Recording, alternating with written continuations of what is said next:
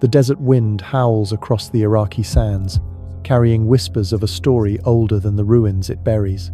Beneath the sun-bleached stones of ancient Sumer, where the first cities rose like miracles from the dust, lies a question that has haunted scholars, dreamers, and seekers for centuries. Who were the Anunnaki? In the myths of the world's earliest civilization, they are described as divine beings, gods who descended from the heavens to shape humanity's destiny. But what if the Sumerians weren't weaving tales of celestial deities? What if they were preserving memories of something far stranger beings from another world, or perhaps even from another time? Teachers from beyond the stars or from a future we can scarcely imagine, whose knowledge seeded the foundations of civilization itself. Welcome to the mystery that begins our journey, listeners of Mystery History for Sleep. I am Mr. H, inviting you to close your eyes and drift into the enigma of the Anunnaki, because in their story, we might find the key to a truth we've been trying to forget for 5,000 years. The Sumerians called them those who came down from heaven. The word Anunnaki breaks apart in their ancient tongue. Anu, the sky god, and Ki, the earth. Together, it suggests offspring of the sky god upon the earth, or, more provocatively, those of princely seed who descended. The texts are clear they were not born among humanity, nor did they emerge from the rivers or mountains like the spirits of other cultures. They arrived. They came from above, bearing gifts of knowledge that transformed nomadic tribes into builders of cities, scribes of laws, and observers of the stars. But who were they, really? Were they gods, as the priests of Europe claimed, their voices echoing in ziggurat shadows? Or were they something else, visitors, perhaps, whose origins were lost in the translation of clay tablets pressed by hands long turned to dust?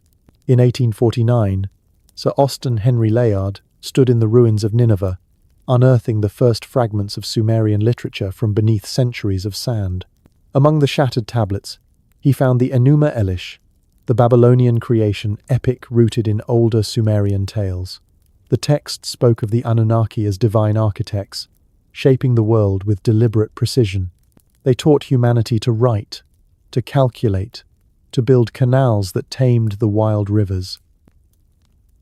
They delivered the Me, the divine decrees or cosmic principles that governed everything from kingship to craftsmanship. Layard, brushing dirt from the cuneiform wedges, felt a chill as he read descriptions of beings who seemed less like mythic gods and more like instructors with a curriculum. The Enuma Elish didn't describe divine miracles but systematic processes: how to mix clay for tablets, how to align temples with the stars, how to organize societies with laws and hierarchies. It read like a manual, not a hymn.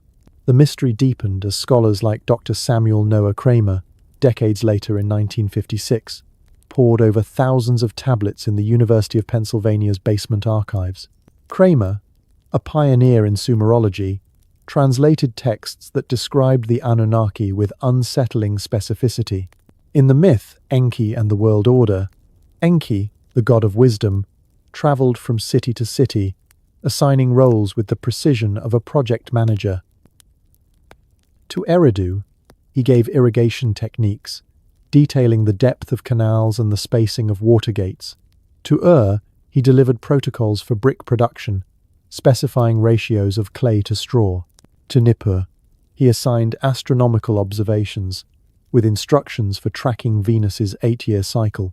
Kramer's hands trembled as he realized these were not vague divine proclamations but technical directives, as if Enki were a consultant dispatched to ensure a civilization ran smoothly.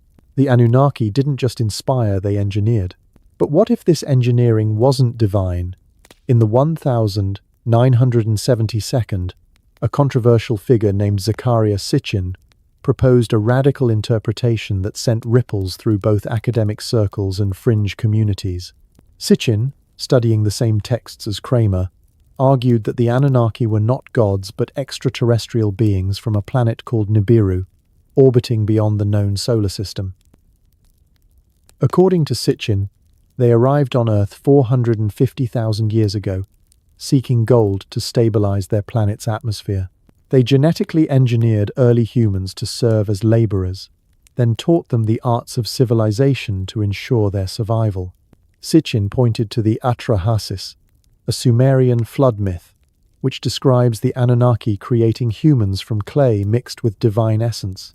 To Sitchin, this was no metaphor, it was a description of genetic manipulation, with clay representing organic material and divine essence, the DNA of an advanced species. Sitchin's theories were dismissed by mainstream scholars as speculative fiction, his translations criticized for inaccuracies. Yet even his critics couldn't deny the precision of certain Sumerian artifacts that seemed to support his claims. Take the cylinder seal VA 243, discovered in the ruins of Akkad and catalogued at the Vorderasiatisches Museum in Berlin. This small limestone seal, when rolled onto clay, reveals a scene that has sparked endless debate. At its center is a radiant star, unmistakably the Sun, surrounded by 11 spherical bodies in orbital positions. The arrangement bears an eerie resemblance to a heliocentric model of the solar system, with planets varying in size, Jupiter large, Mercury small, and others clustered like inner planets. This was impossible. The Sumerians, living in 2500 BCE, were supposed to believe in a geocentric universe, with Earth at the center and the Sun orbiting it. Yet here was a seal, pressed into clay to mark ownership, depicting a solar system not formally mapped until Copernicus in 1543. Scholars like Michael Heiser have argued against Sitchin's interpretation, claiming the central figure is not the Sun but a star symbolizing a deity, and the dots are merely stars in a constellation, not planets. They point out that the seal lacks Earth's moon, and that Sumerian astronomy didn't include all modern planets. But proponents counter that the varying sizes and positions suggest knowledge beyond naked eye observation, perhaps a map provided by visitors who knew the full layout of our cosmic neighborhood. The controversy rages on, with some suggesting the seal's 11 bodies plus the central sun make 12, aligning with Sitchin's 12th planet theory, where Nibiru is the missing world. Sitchin's work, detailed in books like The 12th Planet and the Anunnaki Chronicles, paints a vivid picture of these beings as extraterrestrial architects. He describes Nibiru as a rogue planet with a 3,600-year elliptical orbit, crossing into our solar system periodically and causing gravitational havoc. The Anunnaki, facing atmospheric decay on their homeworld, needed gold particles to reflect solar radiation and stabilize their environment, a technology that echoes modern geoengineering ideas. Upon arriving on Earth, they established mining operations in Africa, but the labor was grueling for their own kind.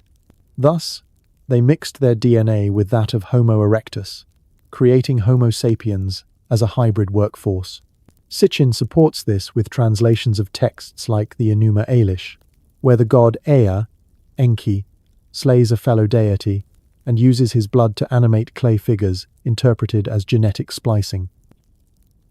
Critics, including linguists and archaeologists, accuse Sitchin of cherry-picking and mistranslating cuneiform. For instance, the term Anunnaki is more accurately princely offspring, or those of royal blood, not necessarily aliens. Words like Shem, which Sitchin rendered as rocket ship, actually mean name or fame. Yet, Sitchin's ideas have permeated popular culture, influencing everything from ancient aliens television shows to modern UFO lore. His death in 2010 didn't dim the flame.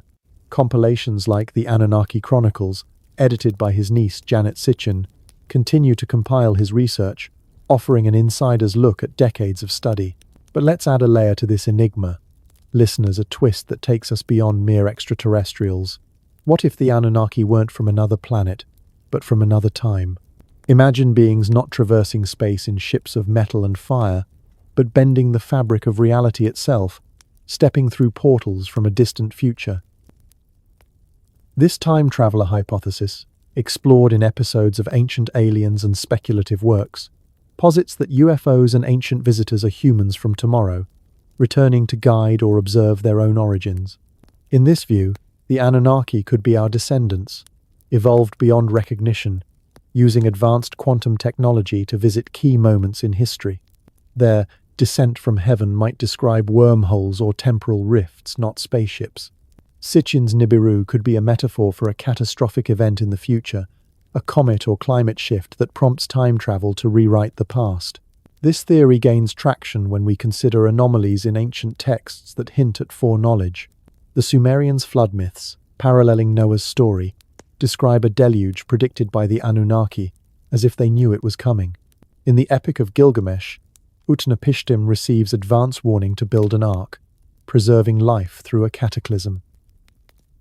If these beings were time travelers, they might have been intervening to ensure humanity's survival, planting seeds of civilization to avert a timeline where we went extinct.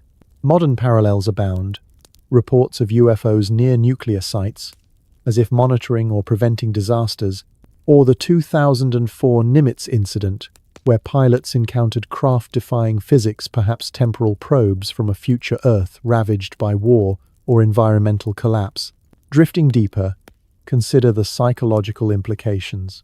If the Anunnaki were time travelers, their genetic engineering of humans could be an attempt to upgrade our species, inserting traits for resilience or intelligence to alter the future. This echoes theories in quantum mechanics, where observers affect reality retroactively. Perhaps their arrival in Sumer was a bootstrap paradox, creating the very civilization that would one day invent time travel. The me, those cosmic principles, become temporal blueprints, handed down to bootstrap progress. Now, let's venture into the shadows of conspiracy, where the Vatican's secret archives enter the fray. For centuries, whispers have circulated that the Holy See harbors forbidden knowledge, including ancient Sumerian texts that reveal the Anunnaki's true nature. The Vatican Apostolic Archives, formerly known as the Secret Archives, contain over 85 kilometers of shelving, with documents dating back to the 8th century. While mainstream access is limited, declassified materials include medieval manuscripts and papal correspondence. But conspiracy theorists claim deeper vaults hold extraterrestrial or temporal artifacts, tablets from Sumer, perhaps smuggled during the Crusades or acquired through Jesuit explorers. One persistent rumor involves the third secret of Fatima, revealed in 1917 to Portuguese children by the Virgin Mary. Some interpret it as a vision of apocalyptic visitors from the stars or time, suppressed to avoid panic. Others link it to ancient aliens, suggesting the Vatican knows of Anunnaki interventions in biblical events, Enoch's ascent to heaven as an abduction, or Ezekiel's wheel as a time machine. In 2018, Michigan T Technology Review reported on AI efforts to decipher the archive's oldest texts, hinting at hidden mysteries. Could these include Sumerian cuneiform detailing the Anunnaki's arrival? Theorists like those on ancient aliens speculate that the Church has translated forbidden seals like VA 243, confirming a 12th planet or temporal rift, but buried the truth to maintain religious authority. Imagine the implications. If the Vatican holds Sumerian originals, untranslated or altered, they might reveal the Anunnaki as architects of monotheism itself, Anu as a prototype for Yahweh, Enki as the serpent in Eden offering knowledge. This conspiracy extends to modern times, with claims that world leaders consult these archives during crises, using ancient wisdom to navigate UFO encounters or time anomalies. The 2020 opening of Pius XII's files fueled speculation, but nothing on Sumer surfaced, perhaps because the real secrets remain sealed. As we drift further, consider global parallels that bolster these theories.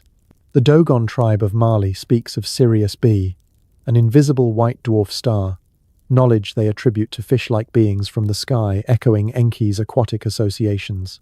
In India, the Vedas describe Vimanas, flying machines piloted by gods, possibly Anunnaki craft or time vessels.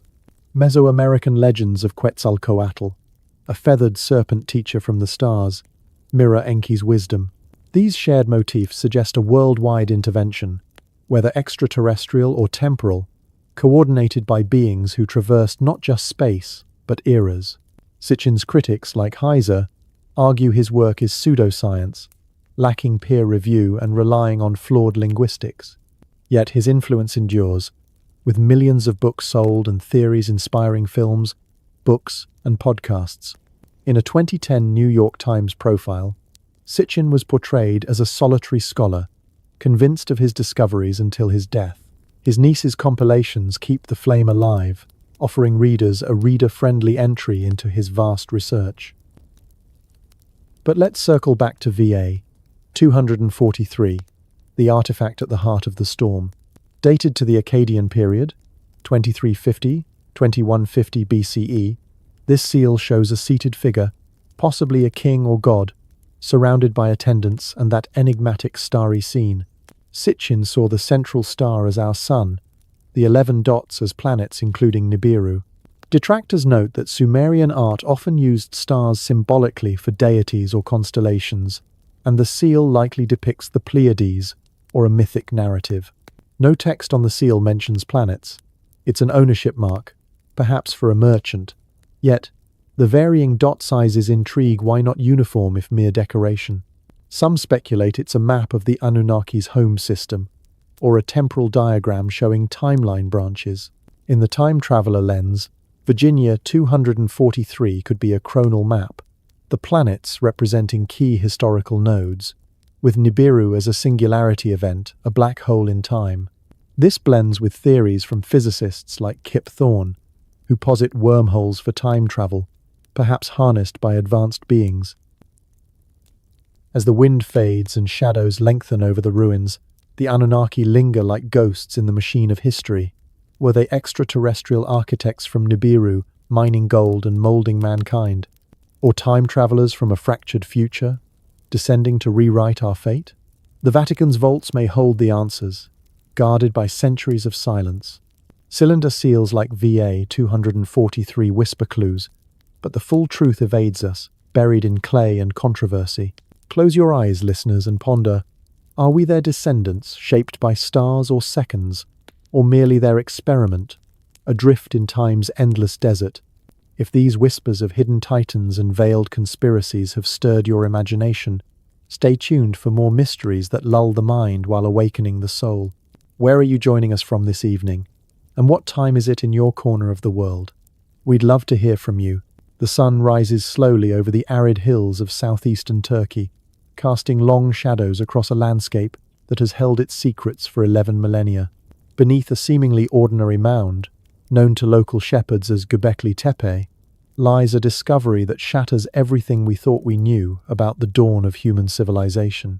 Uncovered in 1994 by Dr. Klaus Schmidt, this site is no mere collection of stones. It is a monumental complex of towering pillars, intricately carved and precisely arranged, built by a people who were supposed to be simple hunter-gatherers. Yet the sophistication of Göbekli Tepe, dated to 9600 BCE, predates agriculture, cities, and even the invention of the wheel. It stands as a silent witness to a civilization that seems to have vanished without a trace, leaving behind questions that echo through the ages. And now, as we delve deeper in this episode of Mystery History for Sleep, I, Mr. H, invite you to consider an even wilder possibility. Could Göbekli Tepe be more than a temple? Could it be a stargate, a portal to a lost world, hidden from us by forces that fear its reactivation? Dr. Klaus Schmidt first glimpsed the hill in 1994 while driving through the dusty plains near Schönlaufen. Local shepherds had long known of strange stones that occasionally surfaced, their edges too smooth to be natural. Schmidt, a German archaeologist with a passion for Neolithic sites, decided to investigate what others had dismissed as insignificant. When his team began digging, they uncovered something impossible: massive T-shaped limestone pillars, some standing 18 feet tall and weighing up to 20 tons, arranged in circles like a prehistoric Stonehenge. Radiocarbon dating placed their construction at 9600 BCE, making Göbekli Tepe older than the pyramids, older than Sumer's first cities, older than agriculture itself. Schmidt stood among the stones, his breath catching as he realized he was looking at the oldest monumental architecture known to humanity. But who built it? And why? The discovery turned every model of civilizational development upside down, suggesting that complex societies might have existed long before we thought possible. The pillars of Göbekli Tepe are not crude stacks of rock. They are masterworks of engineering, quarried from bedrock with stone tools, transported across uneven terrain without wheels or beasts of burden, and erected with a precision that rivals modern construction. Each T-shaped monolith, shaped to resemble a stylized human figure, stands upright in shallow sockets, their bases aligned with a mathematical accuracy that suggests a deep understanding of structural engineering. Schmidt traced his fingers along the carvings that adorn these stones: foxes, vultures, snakes, wild boars, and abstract symbols that seem to follow a systematic pattern. The artistry is breathtaking, with reliefs so detailed they imply a culture capable of symbolic thinking far beyond what hunter-gatherers were supposed to achieve. The figures wear belts and loincloths, their arms folded in a gesture that feels deliberate, almost ritualistic. Were these carvings mere decoration, or were they encoding a message meant to outlast the people who carved them? As excavations continued under Schmidt's direction until his death in 2014, and later under Dr. Nekmi Karul, the mystery deepened. The site wasn't built in a single burst, but over centuries, with newer circles showing more elaborate carvings and larger pillars. Yet there was initial evidence of no permanent settlements nearby, no houses, no hearths, no signs of the agricultural infrastructure that should have supported such a massive undertaking. The builders of Göbekli Tepe appeared out of nowhere, constructed a complex that required thousands of laborers and decades of effort, then vanished back into the landscape. Schmidt, standing in the excavation pit, felt a chill as he considered the implications. This wasn't the work of a primitive tribe stumbling into architecture. It was the product of a society with institutional knowledge, capable of organizing large-scale projects and preserving their plans across generations. But where were the traces of that society? Recent discoveries, as of 2025, have reshaped our understanding even further. In February 2025, archaeologists announced the uncovering of living quarters at Göbekli Tepe, complete with domestic structures, extensive cereal processing tools, and a sophisticated water supply system including cisterns holding up to 150 cubic meters. These findings, reported in the Jerusalem Post and other outlets, disprove earlier theories that the site was solely a ceremonial pilgrimage center. Instead, it suggests Göbekli Tepe was a thriving settlement, where hunter-gatherers not only built monuments, but lived, worked, and perhaps experimented with early forms of domestication. Organic remains from plaster and tools confirm dates spanning from 9,500 to 8,000 BCE, bridging the pre-pottery Neolithic A and B periods. A remarkable boar statue, unearthed in recent digs, has sparked controversy. Social media buzzed with claims of suppression, as the artifact's pristine condition hints at advanced preservation techniques or even ritualistic intent. In July 2025, Daily Saba highlighted how Göbekli Tepe continues to draw global fascination, with T-shaped obelisks towering 3 to 6 meters and weighing 40 to 60 tons. Excavations revealed fragments of human crania with incisions, part of a Neolithic skull cult identified in 2017, suggesting rituals involving the dead. And in a stunning revelation from scientific reports in 2024, but amplified in 2025 discussions, carvings on the pillars may represent the world's oldest solar calendar, marking a comet swarm impact around 10,950 BCE that triggered the Younger Dryas climatic upheaval. Researchers like Martin Sweatman from the University of Edinburgh argue that the vulture stone depicts this event, with symbols corresponding to constellations and a date stamp for a cosmic catastrophe that reshaped the planet. The astronomical alignments of Göbekli Tepe add another layer to the enigma. Several of the stone circles are oriented to track the rising of Sirius, the brightest star in the night sky, while others align with solstices and equinoxes. Dr. Martin Sweatman, in his 2017 analysis updated in recent publications, proposed that the carvings might represent a prehistoric star map, with symbols corresponding to constellations visible 11,000 years ago.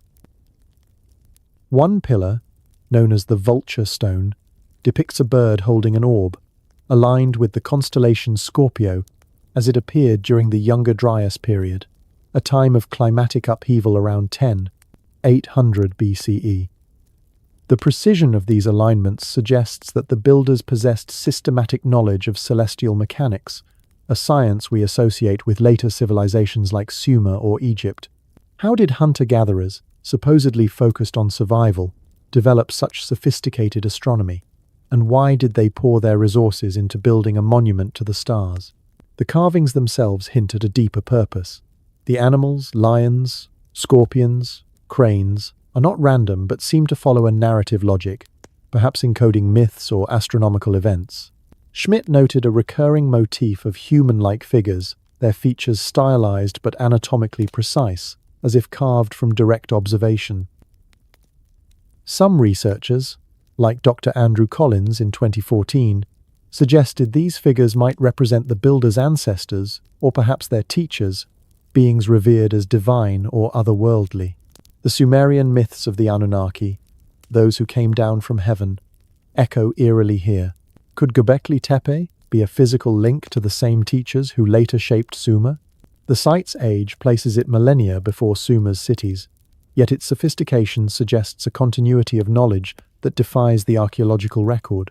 Now, let's venture into the realm of speculation that elevates Göbekli Tepe from ancient temple to something far more extraordinary, a stargate to a lost world. In fringe theories popularized on platforms like Reddit and Ancient Origins, the site's pillars and alignments are seen not just as observatories, but as portals, energy devices designed to connect dimensions or summon cosmic forces.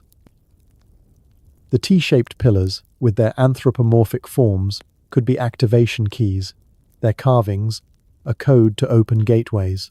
Discussions on R, conspiracy, and similar forums point to the Vulture Stone as a record of a cometary encounter with the Taurid meteor stream around 10,950 BCE, causing the Younger Dryas a sudden ice age that wiped out megafauna and disrupted human societies.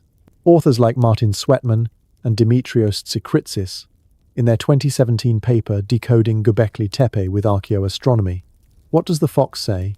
Argue that the symbolism supports coherent catastrophism, where the builders memorialized a sky event that nearly ended humanity. Conspiracy theorists take this further. Why was Göbekli Tepe intentionally buried around 8000 BCE? Schmidt and his team confirmed the burial was deliberate, with tons of earth and stone placed meticulously to protect the pillars, not destroy them. Reddit threads buzz with ideas that it was hidden from a future threat invaders, a recurring catastrophe, or even to suppress its power. Some claim the site was a stargate, a portal used by ancient beings to travel between worlds or times, buried to prevent misuse. Links to the Piri Res map, a 1513 Ottoman chart showing an ice-free Antarctica with uncanny accuracy, suggest ancient cartographers had access to pre-Ice Age knowledge. Could Göbekli Tepe's builders have mapped the stars and Earth from a lost era, their portal connecting to Antarctic ruins now under miles of ice?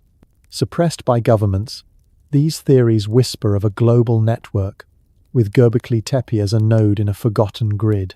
In 2025 updates, excavations at nearby Karahan Tepe, dated similarly, reveal smaller T-shaped pillars and enclosures, suggesting a regional tradition.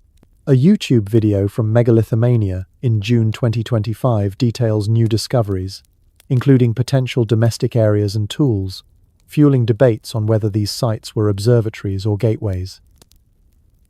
Controversies abound. Olive trees were removed in 2025 to expand digs, but footage sparked accusations of mishandling, as if authorities rushed to uncover or cover up secrets. Social media claims a boar statue found in Special Building D was suppressed, its details hinting at advanced symbolism. The absence of a developmental phase at Göbekli Tepe troubles archaeologists most. Every other ancient site shows a progression: crude early structures giving way to refined ones, simple tools evolving into complex technology.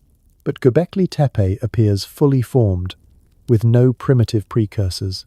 Dr. Ian Hodder, an archaeologist at Stanford, noted in 2018 that the site challenges the standard narrative that agriculture enabled complex societies. Instead, Göbekli Tepe suggests that monumental architecture might have driven the development of agriculture, as communities gathered to build and maintain the site, necessitating food surplus and social organization. But this raises a deeper question. How did a pre-agricultural society acquire the knowledge to plan and execute such a project? Were they taught by a culture we've yet to discover, one that left no other traces? The global parallels amplify the mystery. Across the world, other megalithic sites, Stonehenge, the Maltese temples, the Yonaguni monument in Japan, share features with Göbekli Tepe: massive stones, astronomical alignments, and an absence of clear precursors. Dr. Robert Schoch, a geologist at Boston University, proposed in 2015 that these sites might be remnants of a global network of advanced cultures connected by trade or knowledge exchange before recorded history. The Sumerian myths of the Anunnaki, with their tales of sky teachers, resonate with similar stories in Egypt, where Thoth delivered writing, or in Mesoamerica, where Quetzalcoatl taught astronomy. Could Göbekli Tepe be a node in this lost network, a place where knowledge was encoded in stone to survive a cataclysm we can only glimpse in myths? The Younger Dryas period, around 10,800 BCE, offers a clue. This era of sudden climate change, marked by floods and cold snaps, may have disrupted early human societies.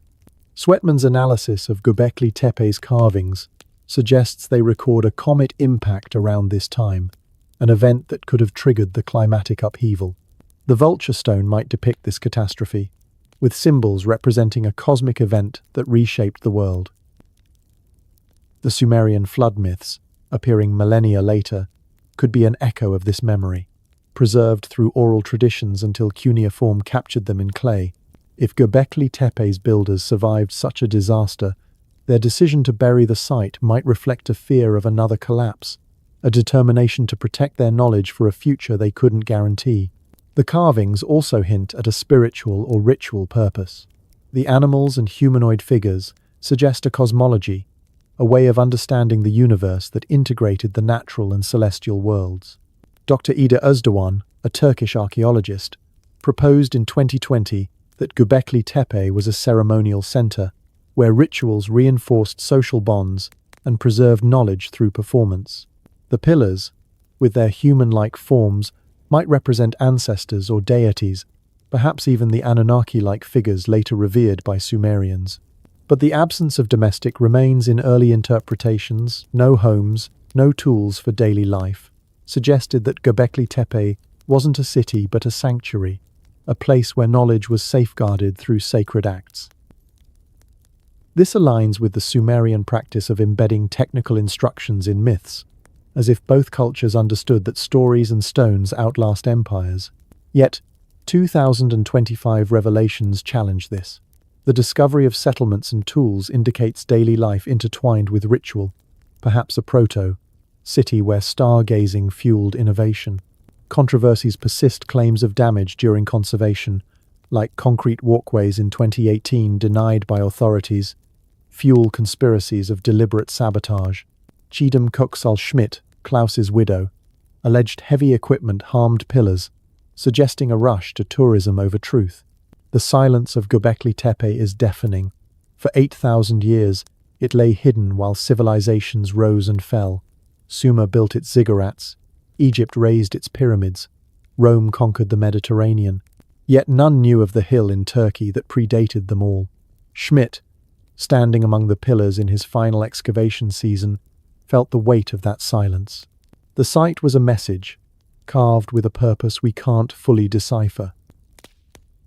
Its builders knew something about the fragility of human achievement, the ease with which knowledge can be lost. They built Göbekli Tepe to endure, not just as a temple but as a library in stone, encoding wisdom in symbols and alignments that could survive millennia. What haunts modern researchers is the possibility that Göbekli Tepe isn't unique. Other sites, like Karahan Tepe, also in Turkey and dated to a similar period, show comparable sophistication. Dr. Necmi Karul, excavating Karahan in 2025, found smaller T-shaped pillars and enclosures, suggesting a regional tradition of monumental construction. If multiple sites existed, what else lies buried beneath the Earth's surface, waiting to rewrite our history?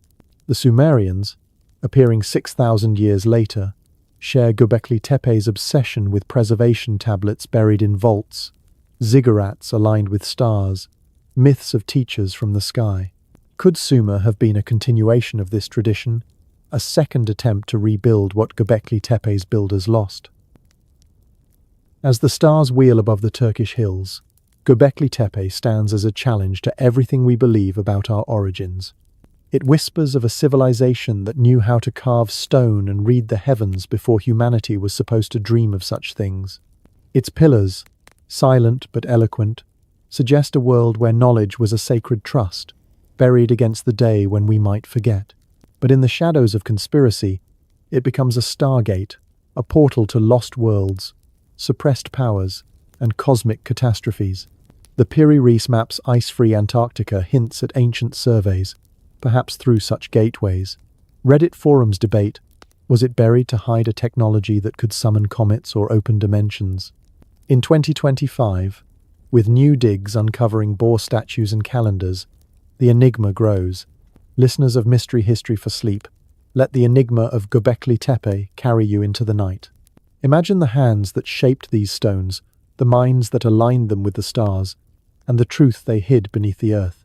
Because somewhere in that ancient silence, a forgotten civilization is waiting to be remembered, its message carved in stone, calling us to uncover what we were never supposed to lose.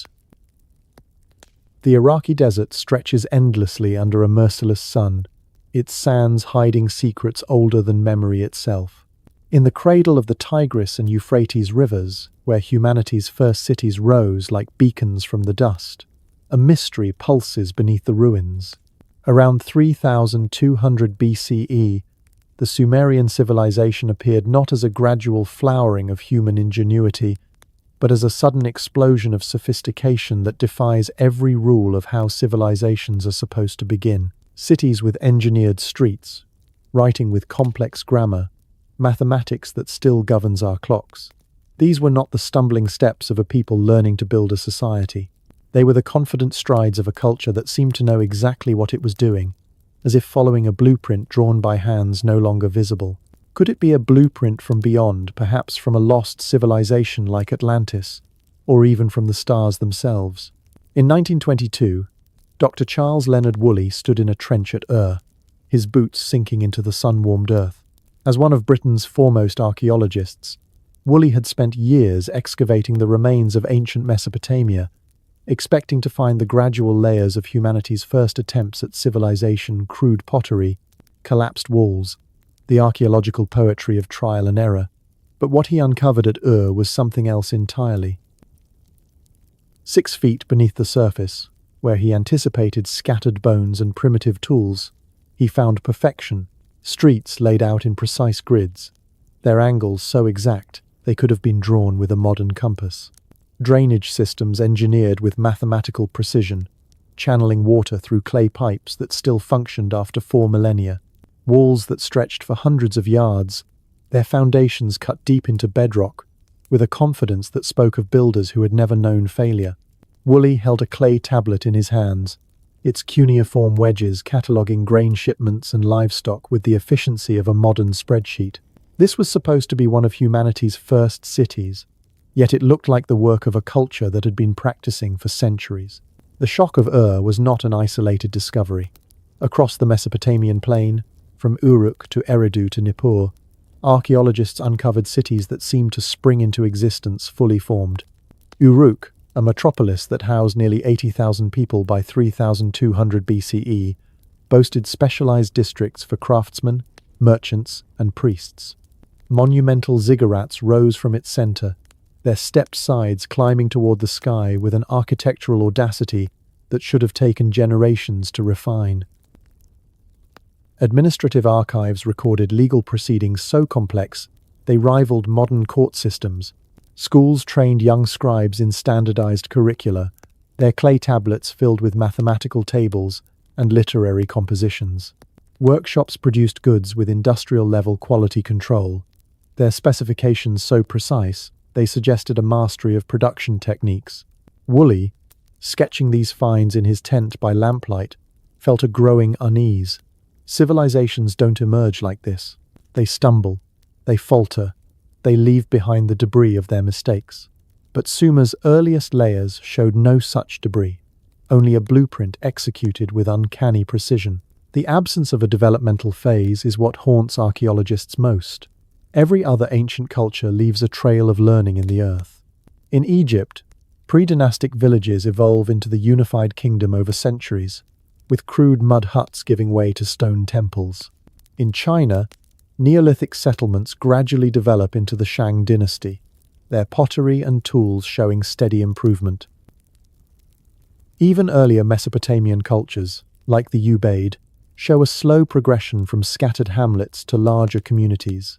But Sumer breaks this pattern. Its cities appear with sophisticated infrastructure from the start, as if someone had pressed a switch and activated a fully designed society.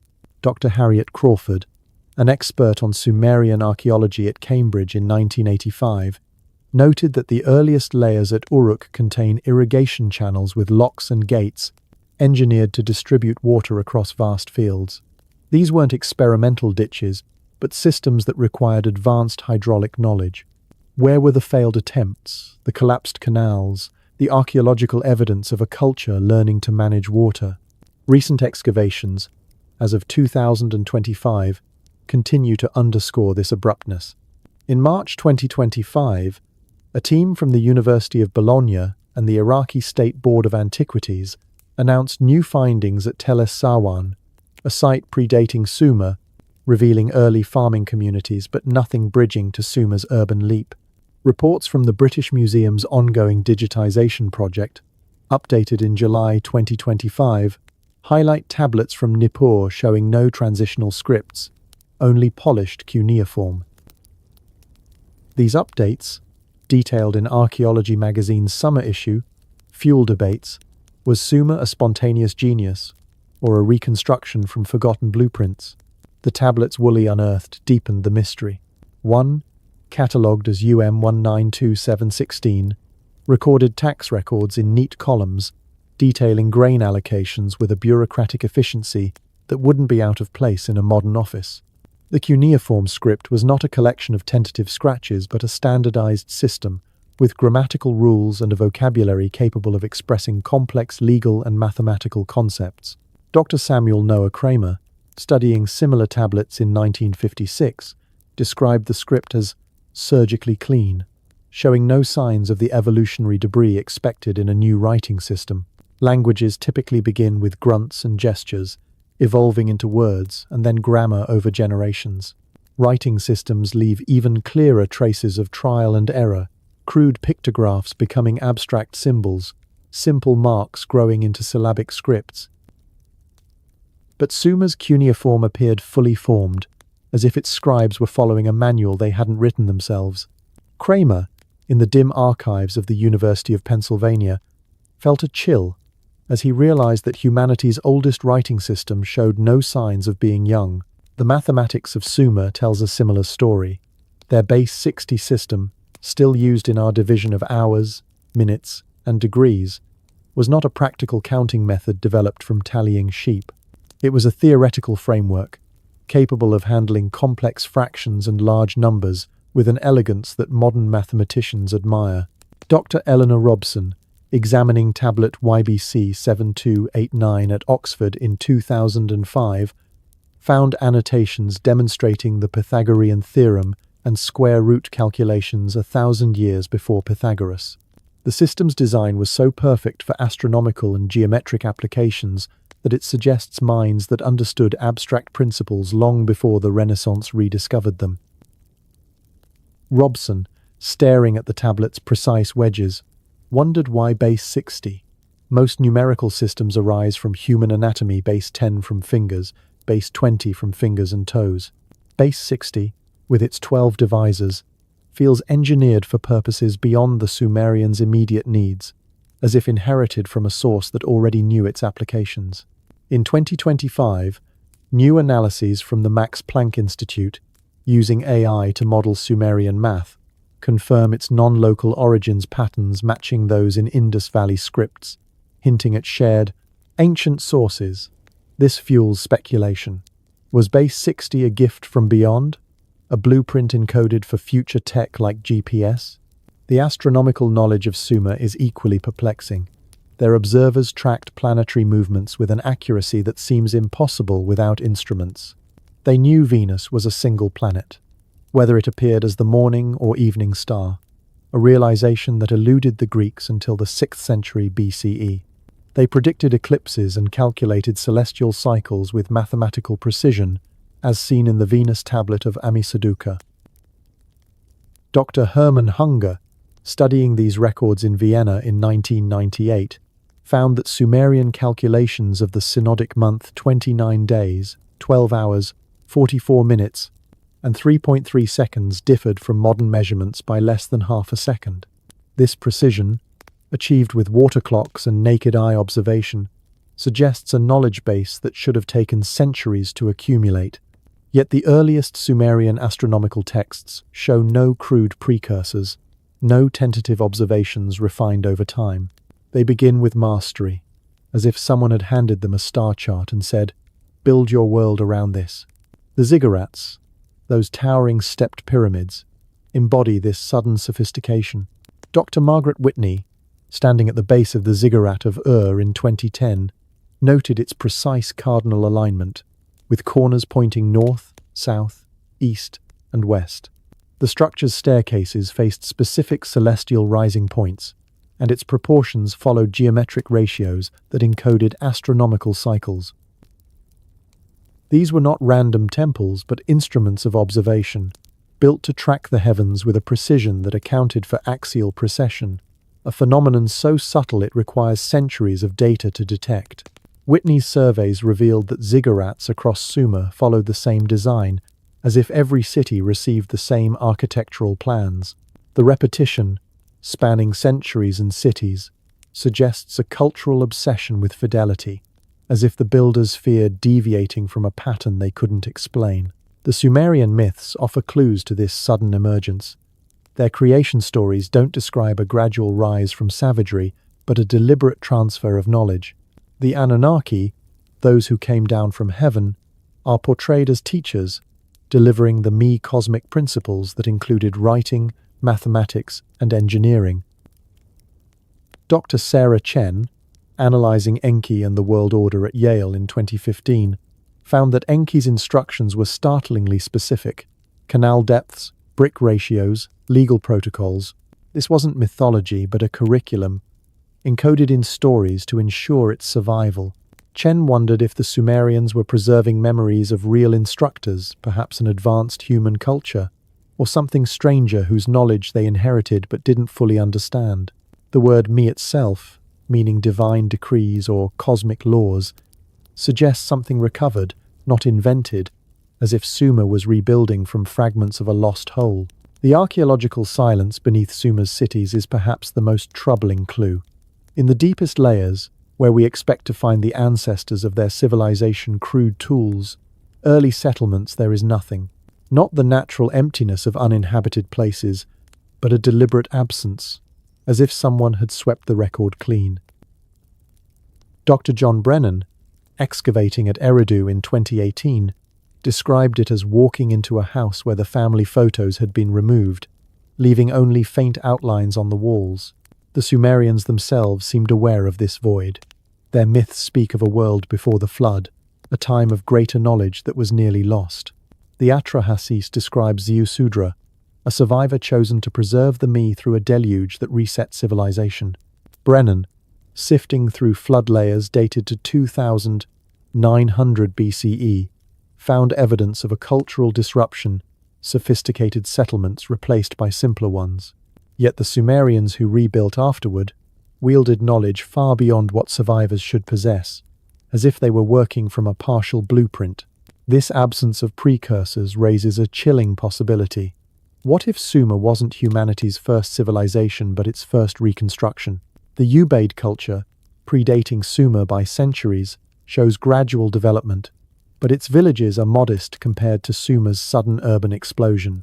Could Sumer have inherited its systems from a culture that vanished, leaving only myths and buried tablets? The parallels with Göbekli Tepe, 6,000 years earlier, are striking. That Turkish site, with its carved pillars and astronomical alignments, suggests a pre-agricultural society with advanced knowledge, buried deliberately to preserve it. Dr. Klaus Schmidt, reflecting on Göbekli Tepe in 2019, wondered if its builders were the Sumerians' distant predecessors, their knowledge passed down through oral traditions until cuneiform could capture it. The Sumerians' obsession with preservation tablets buried in vaults, ziggurats built to last millennia, mirrors this earlier act of burial, as if both cultures feared the same fate: oblivion. Now, let's delve into the speculative depths, where Sumer's rise becomes a blueprint from beyond, perhaps from the legendary Atlantis, or submerged wonders like Dwarka. Plato's Atlantis, described in Timaeus and Critias as a naval power sunk 9,000 years before Solon, around 9,600 BCE, shares Sumer's traits: advanced metallurgy, canals, and astronomy. Edgar Cayce's psychic readings claimed Atlantis fell due to misused crystals, its survivors seeding Egypt and Sumer. Could Sumer's me be Atlantean tech, the Anunnaki as Atlantean refugees? Dwarka, off India's coast, dated to 7,500 BCE by marine archaeology in 2025 updates from the National Institute of Oceanography, reveals submerged streets and artifacts mirroring Sumer's grids. Carbon dating of wooden structures confirms a flood around 3000 BCE, echoing Sumer's deluge.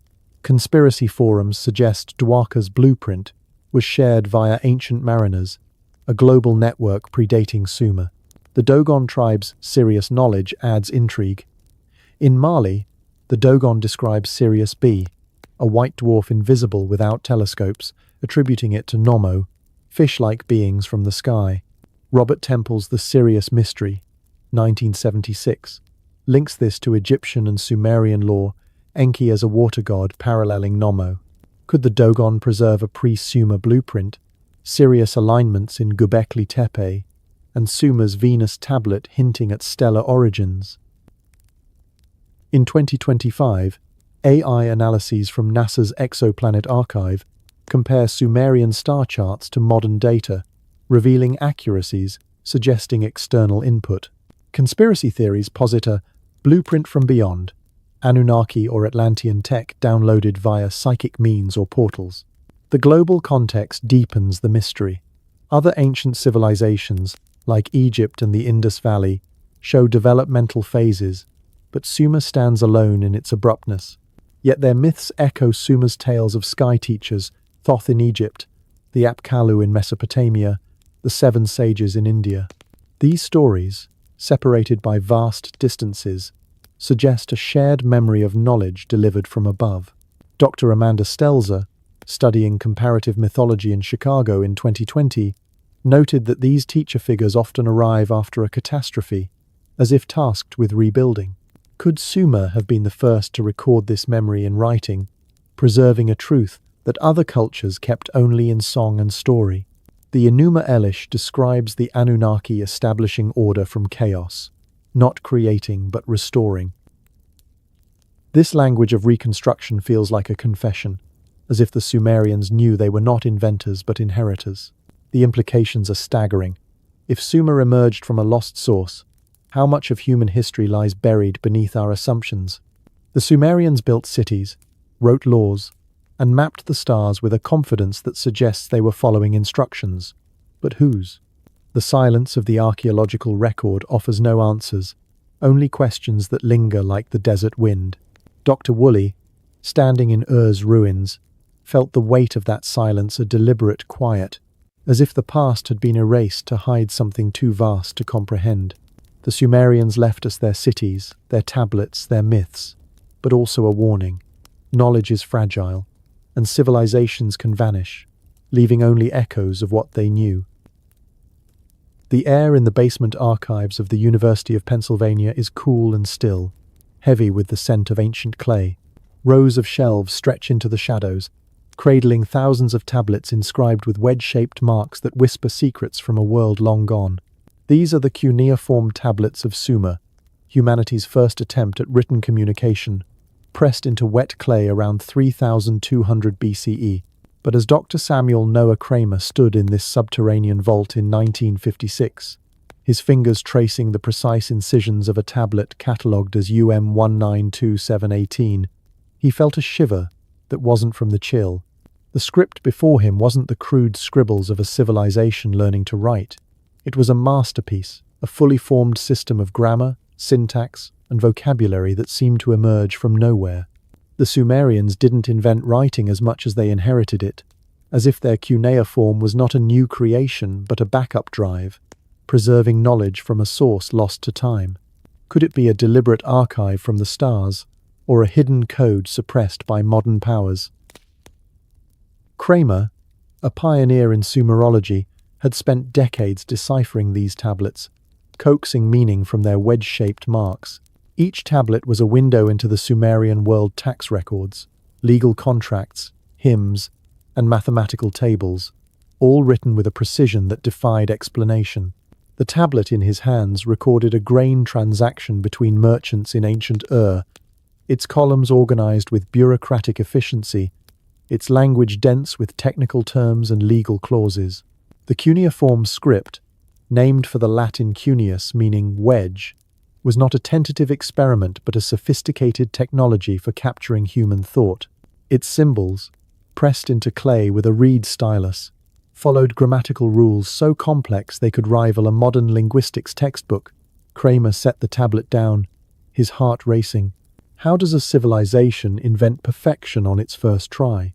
The question gnawed at him, growing louder with each tablet he translated, whispering that cuneiform wasn't humanity's first writing system, it was its first attempt to save something far older. The conventional story of writing's origin is neat and logical, a tale told in every archaeology classroom. Around 3200 BCE, Sumerian merchants, faced with increasingly complex trade, needed to track transactions. Simple pictographs, representing objects like grain or cattle, evolved into abstract symbols, then into sounds, and finally into a full writing system. It's a tidy narrative, suggesting a gradual progression from crude marks to sophisticated script. But the archaeological record tells a different story. Dr. Denise Schmant-Besserat, studying Mesopotamian artifacts in the 1972, found early clay tokens used for counting, but these were sporadic, inconsistent, and bore no clear developmental link to cuneiform's complexity.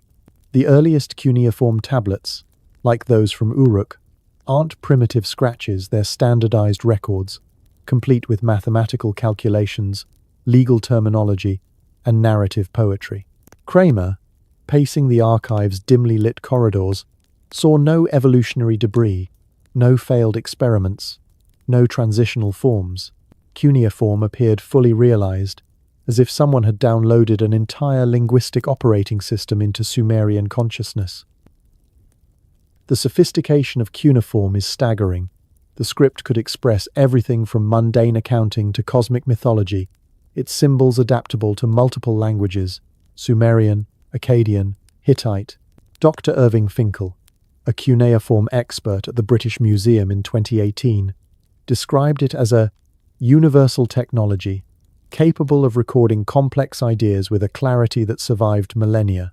One tablet, catalogued as BM 145793, contained a legal dispute over water rights in Lagash, its syntax flawless, its vocabulary precise enough to handle negotiations involving multiple parties and standardized measurements.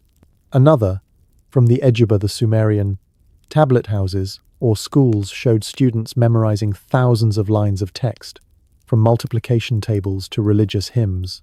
These weren't exercises in experimentation but in preservation, as if the scribes were tasked with safeguarding a system they didn't create. Finkel, holding a tablet in the museum's vault, felt a chill. The script's elegance suggested a confidence born of experience, not invention. The Sumerians themselves seem to know their writing was not their own. Their myths describe cuneiform as a gift from the Anunnaki, those who came down from heaven. In the Enki and the world order, the god Enki bestows writing as part of the cosmic principles that govern civilization. The word Sa, meaning to write, also carries connotations of to place in order and to remember, as if writing was a tool for preserving something sacred. Dr. Sarah Chen, a comparative religion scholar at Yale in 2015, noted that these myths don't portray writing as an invention, but as a recovery, a restoration of knowledge nearly lost. The Enuma Elish describes Enki teaching scribes to press their style into clay with care, as if the act was a ritual to prevent forgetting. Chen, poring over translations, began to see cuneiform as a cultural immune system, designed to protect essential information through the chaos of time. This idea of preservation takes on new weight when we consider the tablet's physical form. Clay, baked or sun-dried, is one of the most durable mediums known to humanity. Unlike papyrus or parchment, which decay, or digital files, which require technology, clay tablets can survive millennia buried in desert sand. Dr. Amanda Stelzer, studying Sumerian literature at the University of Chicago in 2020, marveled at the foresight of this choice. The Sumerians created redundant copies of their texts, distributing them across cities like Uruk, Nippur, and Eridu.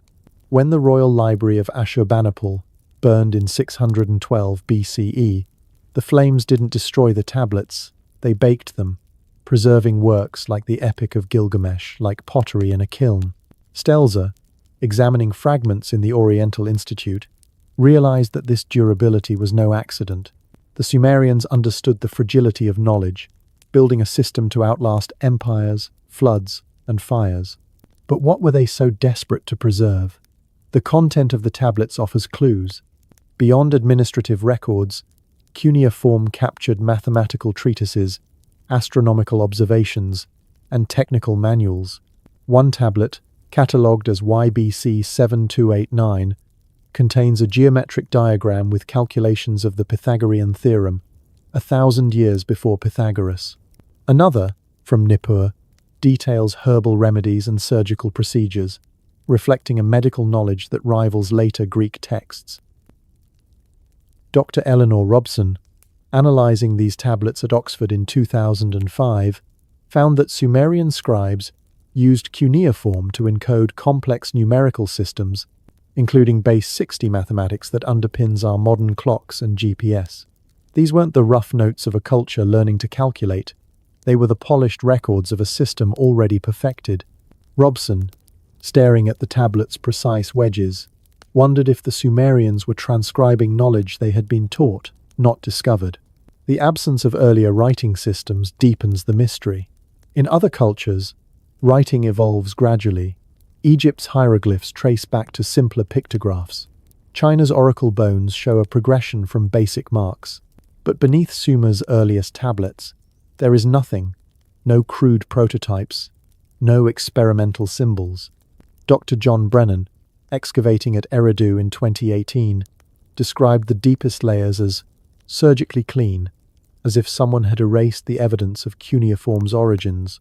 This absence mirrors the broader silence beneath Sumer's cities, where no primitive settlements or failed experiments precede their urban sophistication.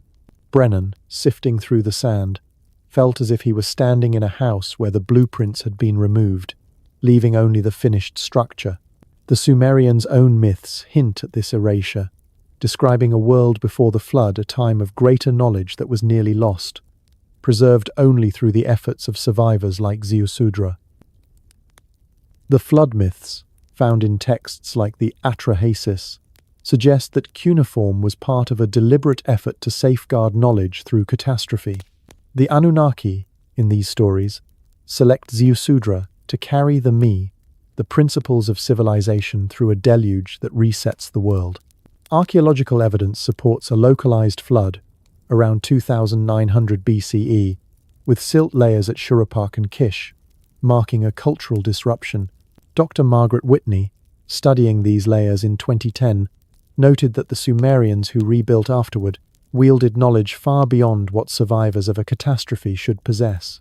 Their tablets, buried in vaults beneath ziggurats, seemed designed to endure such disasters as if the scribes knew their civilization could fall. Whitney, standing in the ruins of Ur, felt the weight of their foresight, a culture that wrote not to create but to prevent loss. The global parallels add another layer to the enigma. Other ancient cultures developed writing systems, but none match Cuneiform's sudden sophistication. Egypt's hieroglyphs, appearing centuries later, show a clear evolution from pictographs. The Indus Valley script, still undeciphered, lacks the complexity of Cuneiform's grammar. Yet Sumerian myths share themes with these cultures: teachers from the sky, knowledge delivered after a great flood. Dr. Andrew Collins, studying comparative mythology in 2014, proposed that these stories might reflect a shared memory of a lost source, a civilization that seeded writing across the ancient world. The Sumerians, as the first to record these tales in cuneiform, may have preserved the clearest echo of this source, their tablets acting as a backup drive for a knowledge system that predates recorded history. The technical precision of cuneiform tablets suggests a purpose beyond communication. Many contain what appear to be encoded instructions. A tablet from Lagash, catalogued as BM 123456, describes the construction of a canal, specifying angles, depths, and water flow rates with mathematical accuracy. Another, from Uruk, outlines astronomical observations, tracking Venus's cycle with a precision that modern astronomers use to calibrate ancient chronologies. Dr. Sarah Chen, analyzing these texts in 2015, saw them as more than records. They were manuals, designed to guide future generations in rebuilding what was lost. The Sumerian schools, or Eduba, reinforced this preservation, training scribes to memorize vast corpora of texts, from legal codes to star charts. Chen, in her Yale office, began to see cuneiform as a cultural firewall, protecting knowledge against the fires of time. Yet much of this knowledge was lost. Dr. Irving Finkel, in the British Museum's vault in 2018, estimated that less than 20% of recovered cuneiform tablets have been fully translated. Thousands remain in storage, their secrets locked in unread wedges. The destruction of Sumerian libraries at Uruk, Nippur, Eridu, by fire, conquest, or neglect, erased countless texts. When Nineveh fell in 612 BCE, the burning of Ashurbanipal's library preserved some tablets by baking them, but others crumbled to dust. Finkel, holding a fragmented tablet, felt a quiet rage at the scale of the loss. For every surviving text, dozens more vanished, leaving gaps in our understanding of Sumer's origins. The untranslated tablets, sitting in museum vaults, might hold the key to cuneiform's true purpose, a purpose the Sumerians hinted at in their myths, calling their writing a gift from the Anunnaki, a tool to remember what humanity was never meant to forget. Now, let's plunge into the conspiratorial depths, where cuneiform transforms from ancient script to a cosmic backup drive with hidden agendas.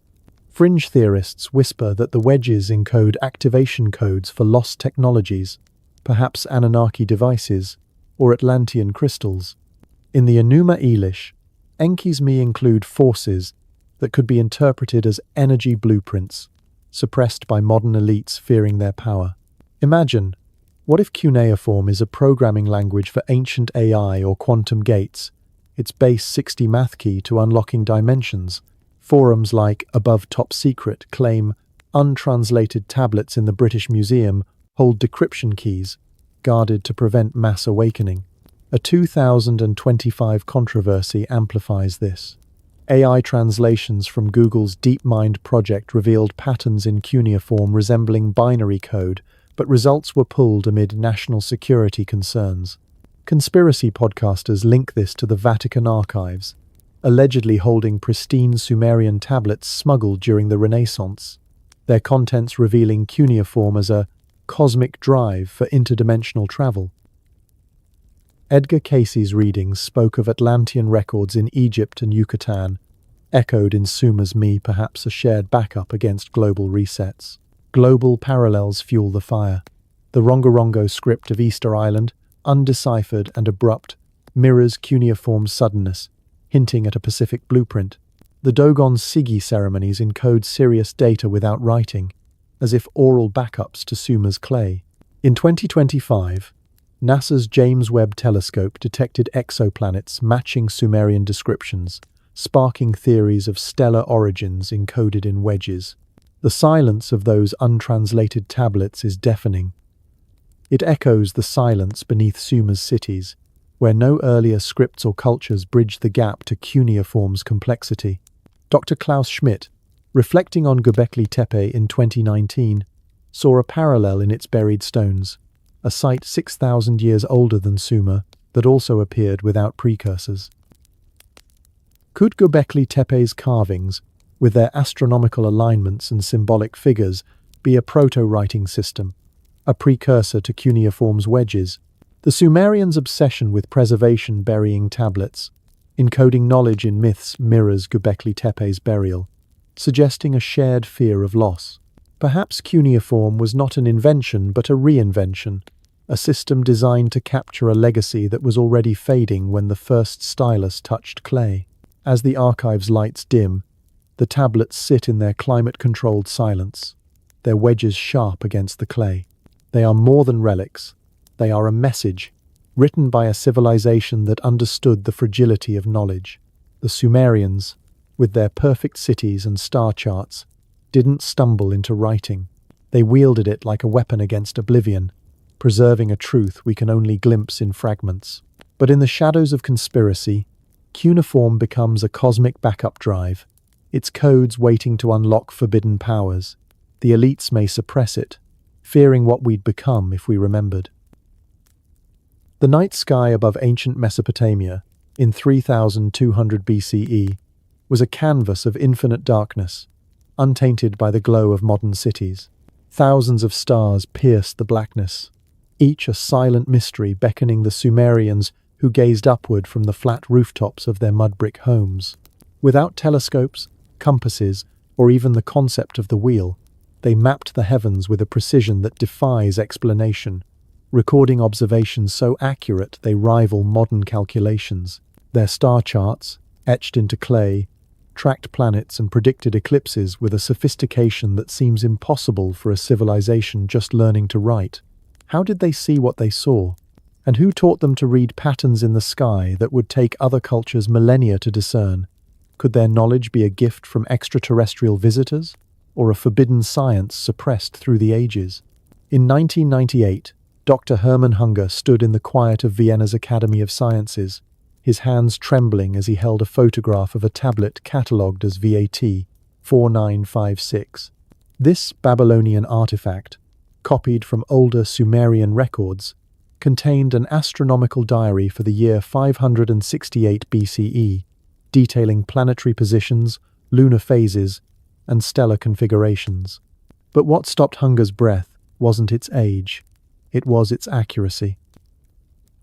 The tablet recorded the synodic month, the time between successive full moons, as 29 days, 12 hours, 44 minutes, and 3.3 seconds. Modern astronomy places it at 29 days, 12 hours, 44 minutes, and 2.9 seconds, a difference of less than half a second. Achieved by a people using water clocks and shadows, this precision suggested a knowledge base far beyond their tools. Hunger, staring out at the Vienna skyline, felt a vertigo that mirrored the awe of those ancient stargazers who seemed to see infinity with nothing but their eyes and clay. The Sumerians' astronomical achievements were not isolated anomalies. Their earliest records, from around 3200 BCE, show a mastery of celestial mechanics that should have taken centuries to develop. They distinguished planets from stars, recognizing that Venus, Mercury, Mars, Jupiter, and Saturn followed unique paths across the sky. They understood Venus as a single entity, whether it appeared as the morning or evening star, a realization that eluded the Greeks until the 6th century BCE. The Venus tablet of Ammisaduqa, copied from Sumerian sources, tracked its 584-day cycle with data so precise that modern astronomers use it to anchor ancient chronologies. Dr. Hunger, cross-referencing these tablets with modern software, found that Sumerian eclipse predictions matched observations within fractions of a degree. How could a civilization, supposedly in its infancy, achieve such accuracy without instruments we associate with advanced astronomy? The tablets themselves are a marvel of precision. 1. Catalogued as K2000, 669-inch, the British Museum describes Saturn's rings as handles and Jupiter's moons as family members, details barely discernible without magnification. Another, from Nippur, records the precession of the equinoxes, a slow wobble of Earth's axis that shifts stellar positions over centuries.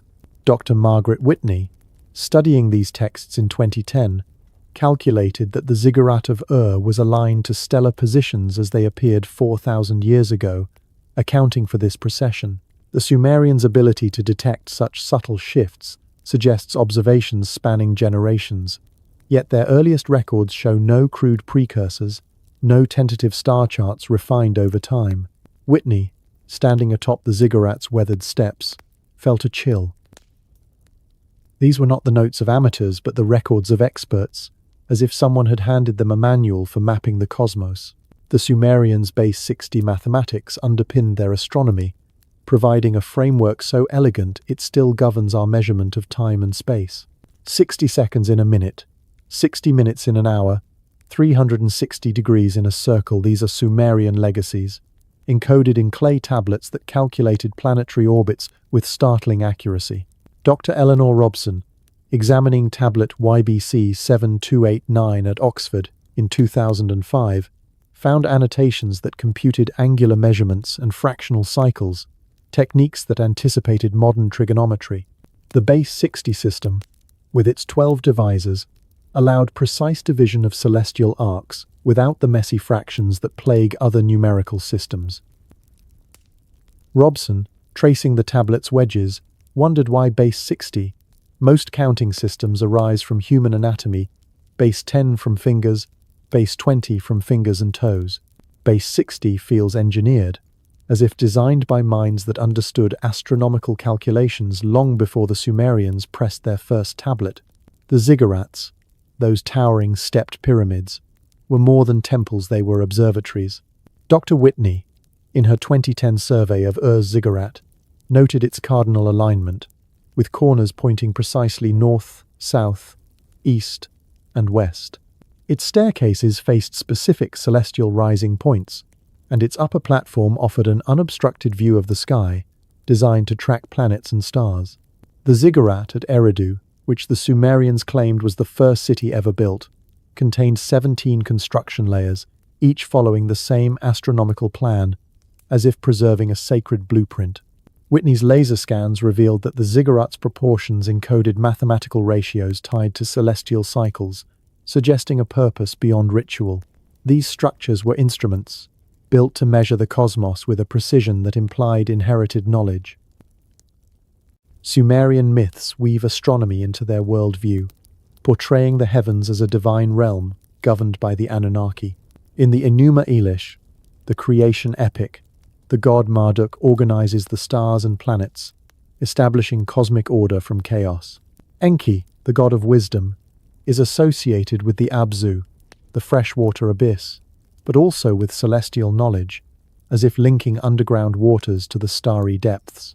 The Mulapin tablets, a series of astronomical texts from the 7th century BCE but rooted in Sumerian traditions, list constellations, planetary paths, and seasonal markers, with a detail that served both practical farming and ritual purposes. These myths don't treat the stars as distant lights, but as active participants in human fate, with omens derived from eclipses and alignments guiding kings and priests. One of the most intriguing artifacts is the Babylonian map of the world, etched on a clay tablet from Sippar around 700 BCE, depicting the known world surrounded by a bitter river and distant regions, including mythical places beyond the horizon. But embedded in Sumerian astronomy are hints of a broader cosmos, references to the seven heavens, or layered spheres, predating Ptolemy's geocentric model. Cylinder seals like VA 243, as discussed earlier, may depict a heliocentric system, with the Sun central and planets orbiting, a concept revolutionary for its time. Drifting into the speculative, what if Sumerian astronomy was stargazing beyond the stars, a science taught by extraterrestrial visitors? Zecharia Sitchin argued the Anunnaki provided this knowledge, their Nibiru orbit, explaining precise cycles.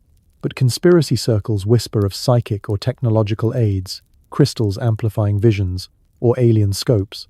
The Dogon tribe's Sirius B knowledge parallels Sumer's Venus tracking, suggesting a shared stellar source. In Mesoamerica, Mayan calendars echo Sumerian precision, with Quetzalcoatl as a sky teacher akin to Enki. Recent discoveries amplify the enigma. In July 2025, a study translated a fragmentary Sumerian myth around 4,400 years old, revealing celestial motifs tied to lunar cycles and divine interventions. This myth, detailed in phys.org, describes gods aligning stars for human guidance, hinting at lost astronomical lore. A 5,500-year-old Sumerian star map, housed in the British Museum, records a massive asteroid impact, as reported in June 2025 on Instagram's Archaeology Saw. This tablet, observed by a Sumerian astronomer, aligns with Göbekli Tepe's comet carvings, suggesting ancient skywatchers tracked cosmic threats. In May 2025, a Facebook post on Sumerian artifacts claimed depictions of a detailed solar system map, with the sun at the center thousands of years before Copernicus.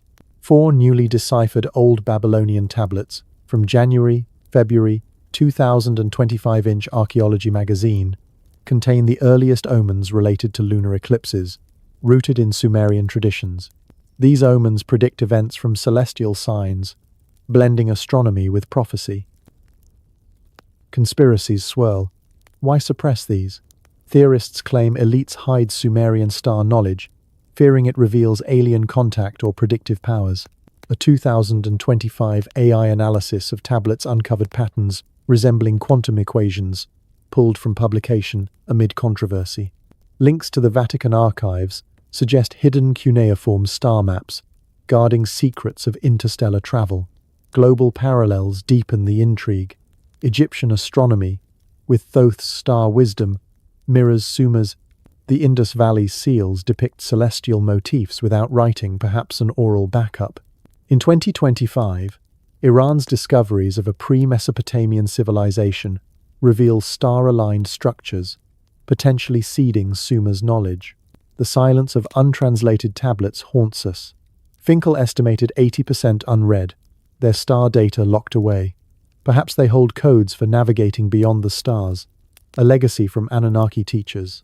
As the Mesopotamian night envelops you, Sumerian astronomy whispers of a cosmos alive with meaning. Their stargazing pierced veils we've forgotten, guided by beings from beyond. Recent revelations, the asteroid map, lunar omens, solar depictions, hint at suppressed truths. Drift now, listeners, into the starry abyss, where ancient eyes saw wonders we're only beginning to rediscover. Let the constellations cradle your dreams, and remember, the stars hold secrets that time cannot erase. The stars twinkle like forgotten jewels above the windswept plains of Wiltshire, where the ancient stones of Stonehenge stand sentinel against the encroaching night.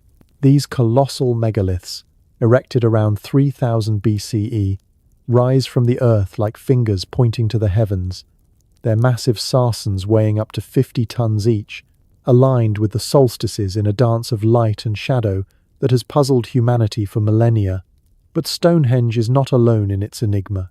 Across the globe, from the sun-baked plateau of Giza in Egypt to the submerged terraces of Yonaguni off Japan's coast, similar structures whisper of a unified ancient code, a shared blueprint that defies the boundaries of time and ocean.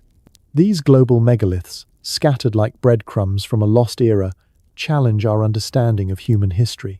Were they mere monuments to the dead, or part of a vast network, an energy grid encoded with secrets from beyond? Could they be remnants of a suppressed technology, guarded by powers that fear their reactivation?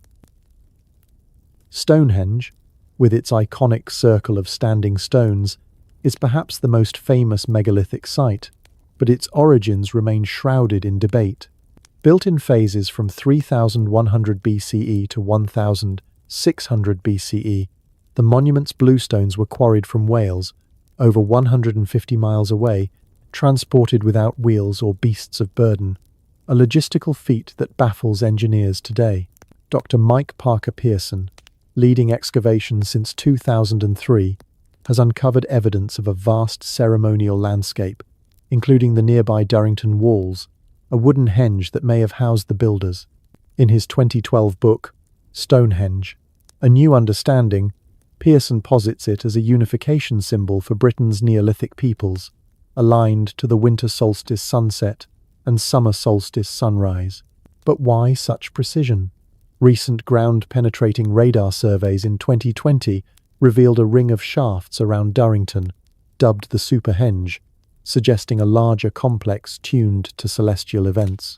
As of 2025, new LiDAR scans from the Stonehenge Hidden Landscapes project, updated in Archaeology magazine's July issue, show underground features aligning with lunar standstills, rare 18.6-year cycles, hinting at a deeper astronomical purpose.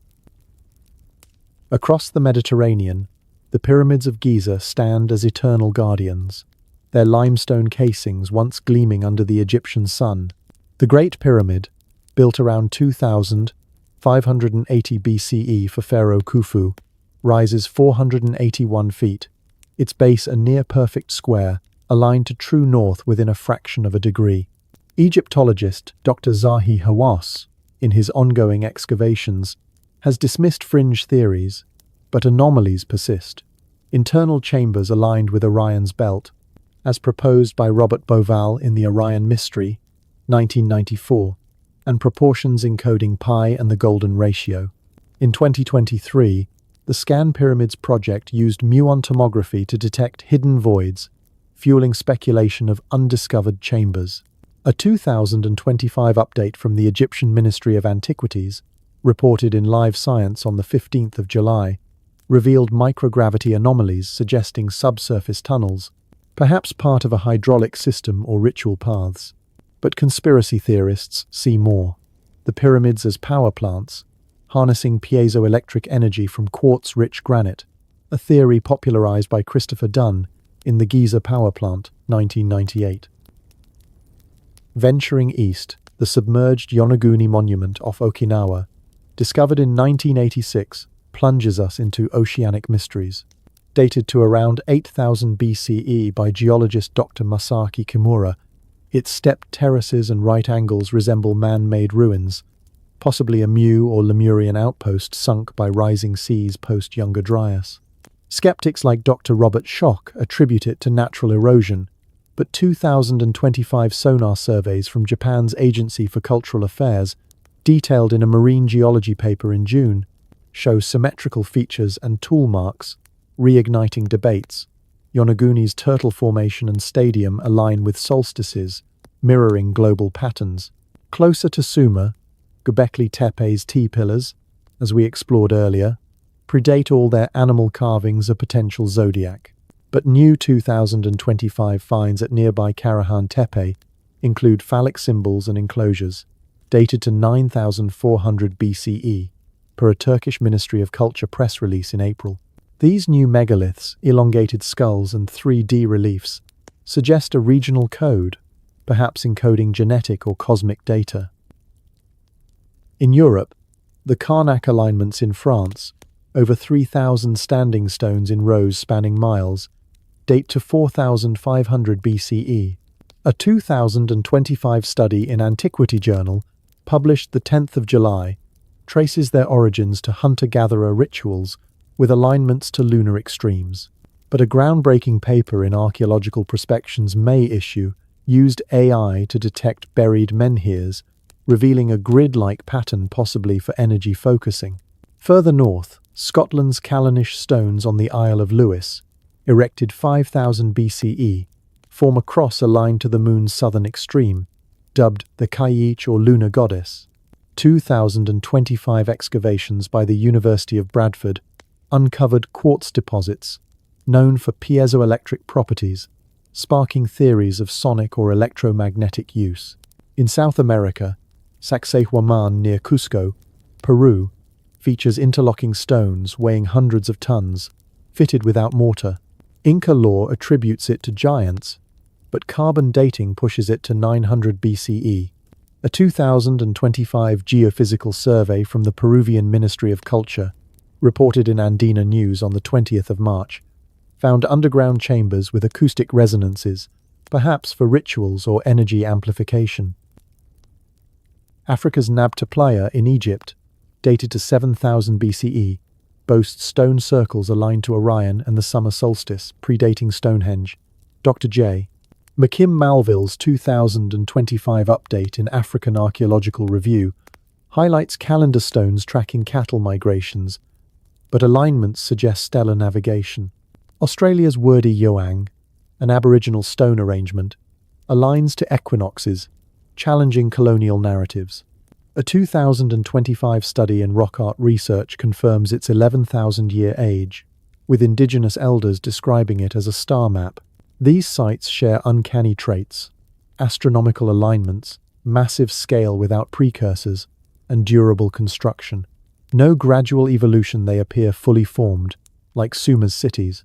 Shared symbols, circles, spirals, anthropomorphic figures hint at a unified code. Now, into the conspiratorial abyss. What if megaliths form a world grid, an energy network suppressed by governments? David Hatcher Childress in Anti-Gravity and the World Grid, 1987, maps sites on ley lines, harnessing telluric currents. Theorists claim they tap zero-point energy, free and unlimited, but elites bury this to maintain oil dependency. The Giza-Orion alignment, Yonaguni's submersion, new 2025 leaks on WikiLeaks, allege CIA files on megalithic suppression, experiments at Stonehenge yielding anomalous EM fields, halted for security. Reddit's high strangeness threads discuss harp-like tech mimicking ancient grids, causing earthquakes to hide sites. Graham Hancock's Fingerprints of the Gods, 1995, posits a lost civilization seeding these, survivors of 10,800 BCE cataclysms. A 2025 documentary on Gaia Television claims Antarctic megaliths under ice, mapped by Piri Reis, suppressed to conceal free energy tech. In Bolivia, Pumapunku's precision-cut stones, dated 1,500 BCE but possibly older, feature H-blocks defying bronze tools. Engineer Christopher Dunn suggests magnetic levitation, a tech reverse-engineered today but hidden.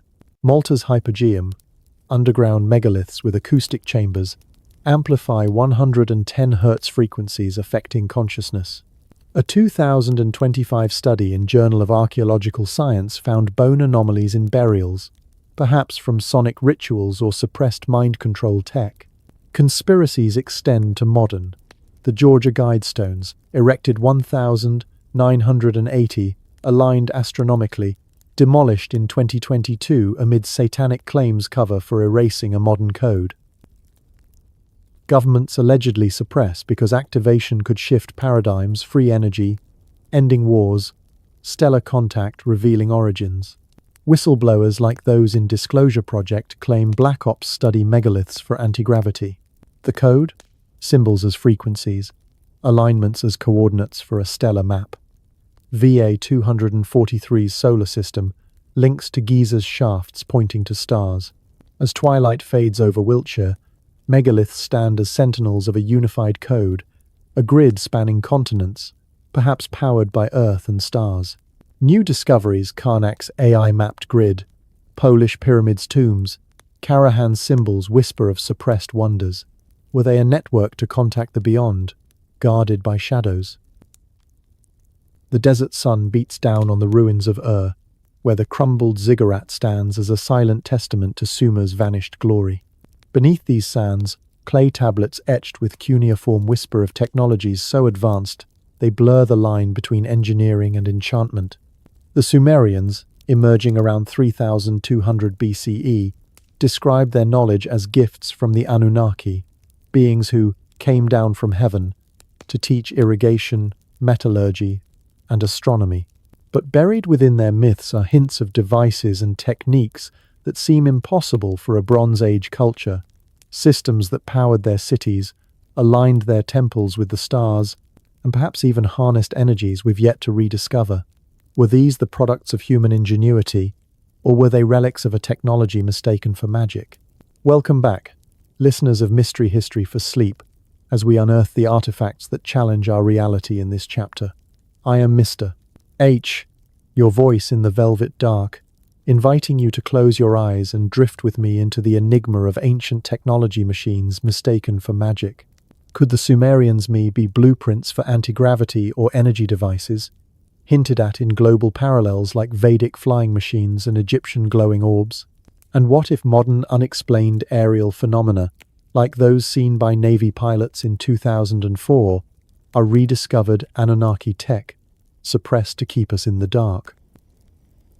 In 2018, Dr. Amanda Stelzer sat in her Chicago office, surrounded by translations of Sumerian texts that describe the divine principles delivered by the Anunnaki. One tablet detailed the construction of irrigation canals, specifying precise angles for water flow and materials for durable gates.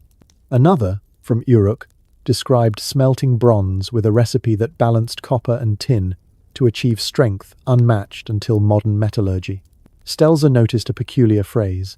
The were often called powers or forces, as if they were not just knowledge but tools or devices. In a myth, Enki bestows a for moving water, described with terms suggesting a mechanical system, not a simple ditch. Stelzer's pulse quickened.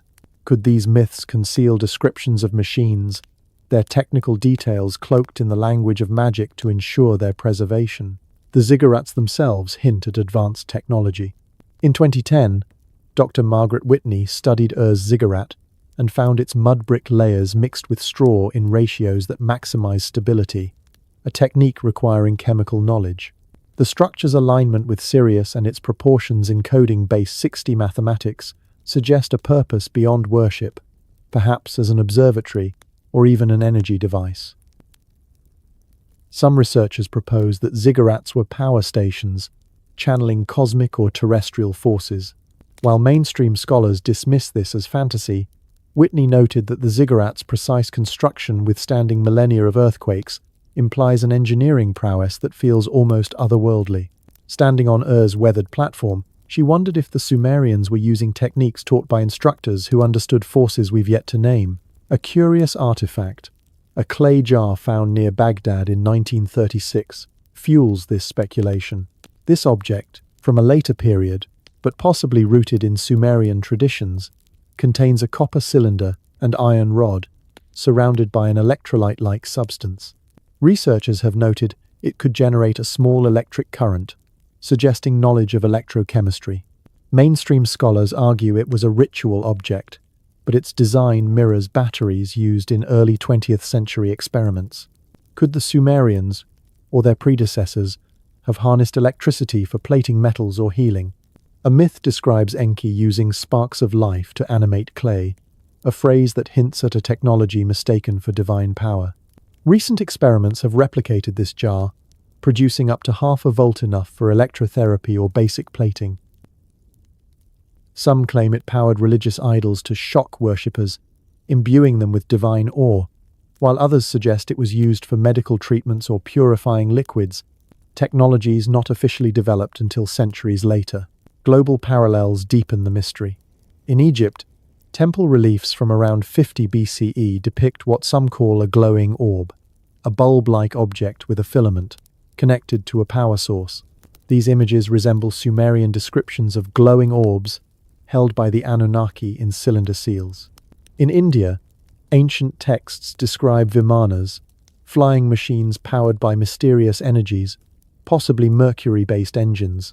Mayan stories mention devices that see the stars, suggesting optical tools. These accounts propose a lost technological tradition, shared across ancient cultures, with Sumer's cuneiform preserving its clearest record. The described as forces or devices, might refer to machines, their details encoded in myths to survive catastrophe. The flood myths provide context. They describe a deluge around 2900 BCE that nearly erased civilization, with a survivor chosen to preserve the me for rebuilding. Archaeological silt layers confirm this disruption, yet the Sumerians who followed wielded advanced knowledge base, 60 mathematics, star-aligned ziggurats that suggests continuity, not reinvention. The me could be technical manuals, not divine decrees, designed to guide reconstruction. The Sumerians' obsession with burying tablets and building durable ziggurats mirrors this effort, as if they feared another loss.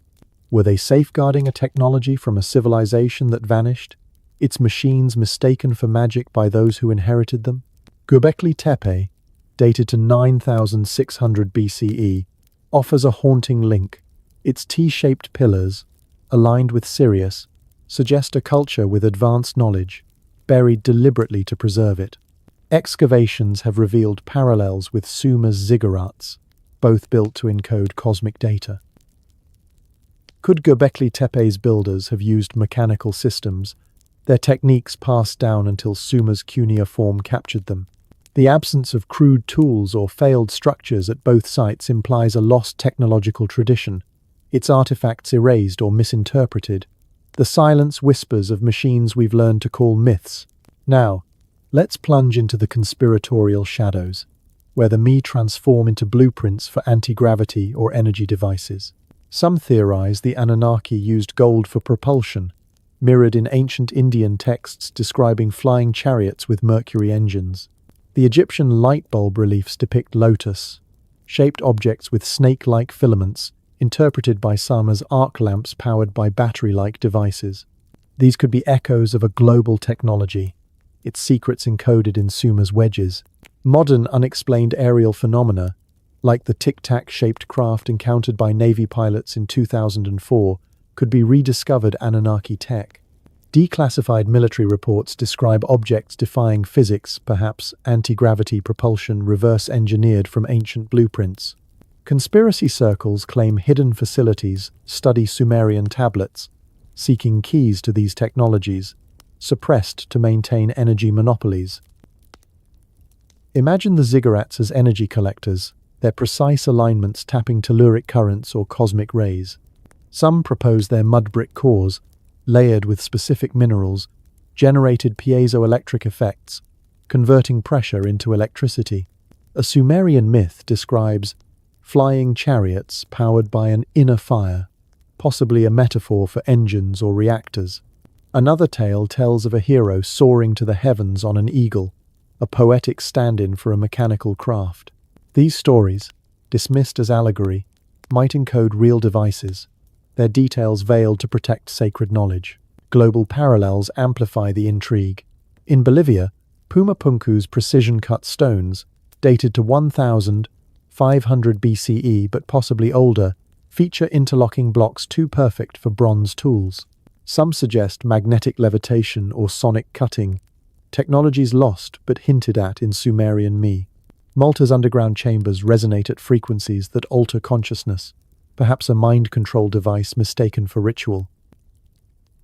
In China, the Yangshan quarry's unfinished megaliths, weighing thousands of tons, suggest advanced lifting methods, abandoned after a cataclysm. Conspiracy theories whisper of suppression. Why do only fragments of this knowledge survive? Some claim a secret society, modern or ancient, destroyed evidence to control power.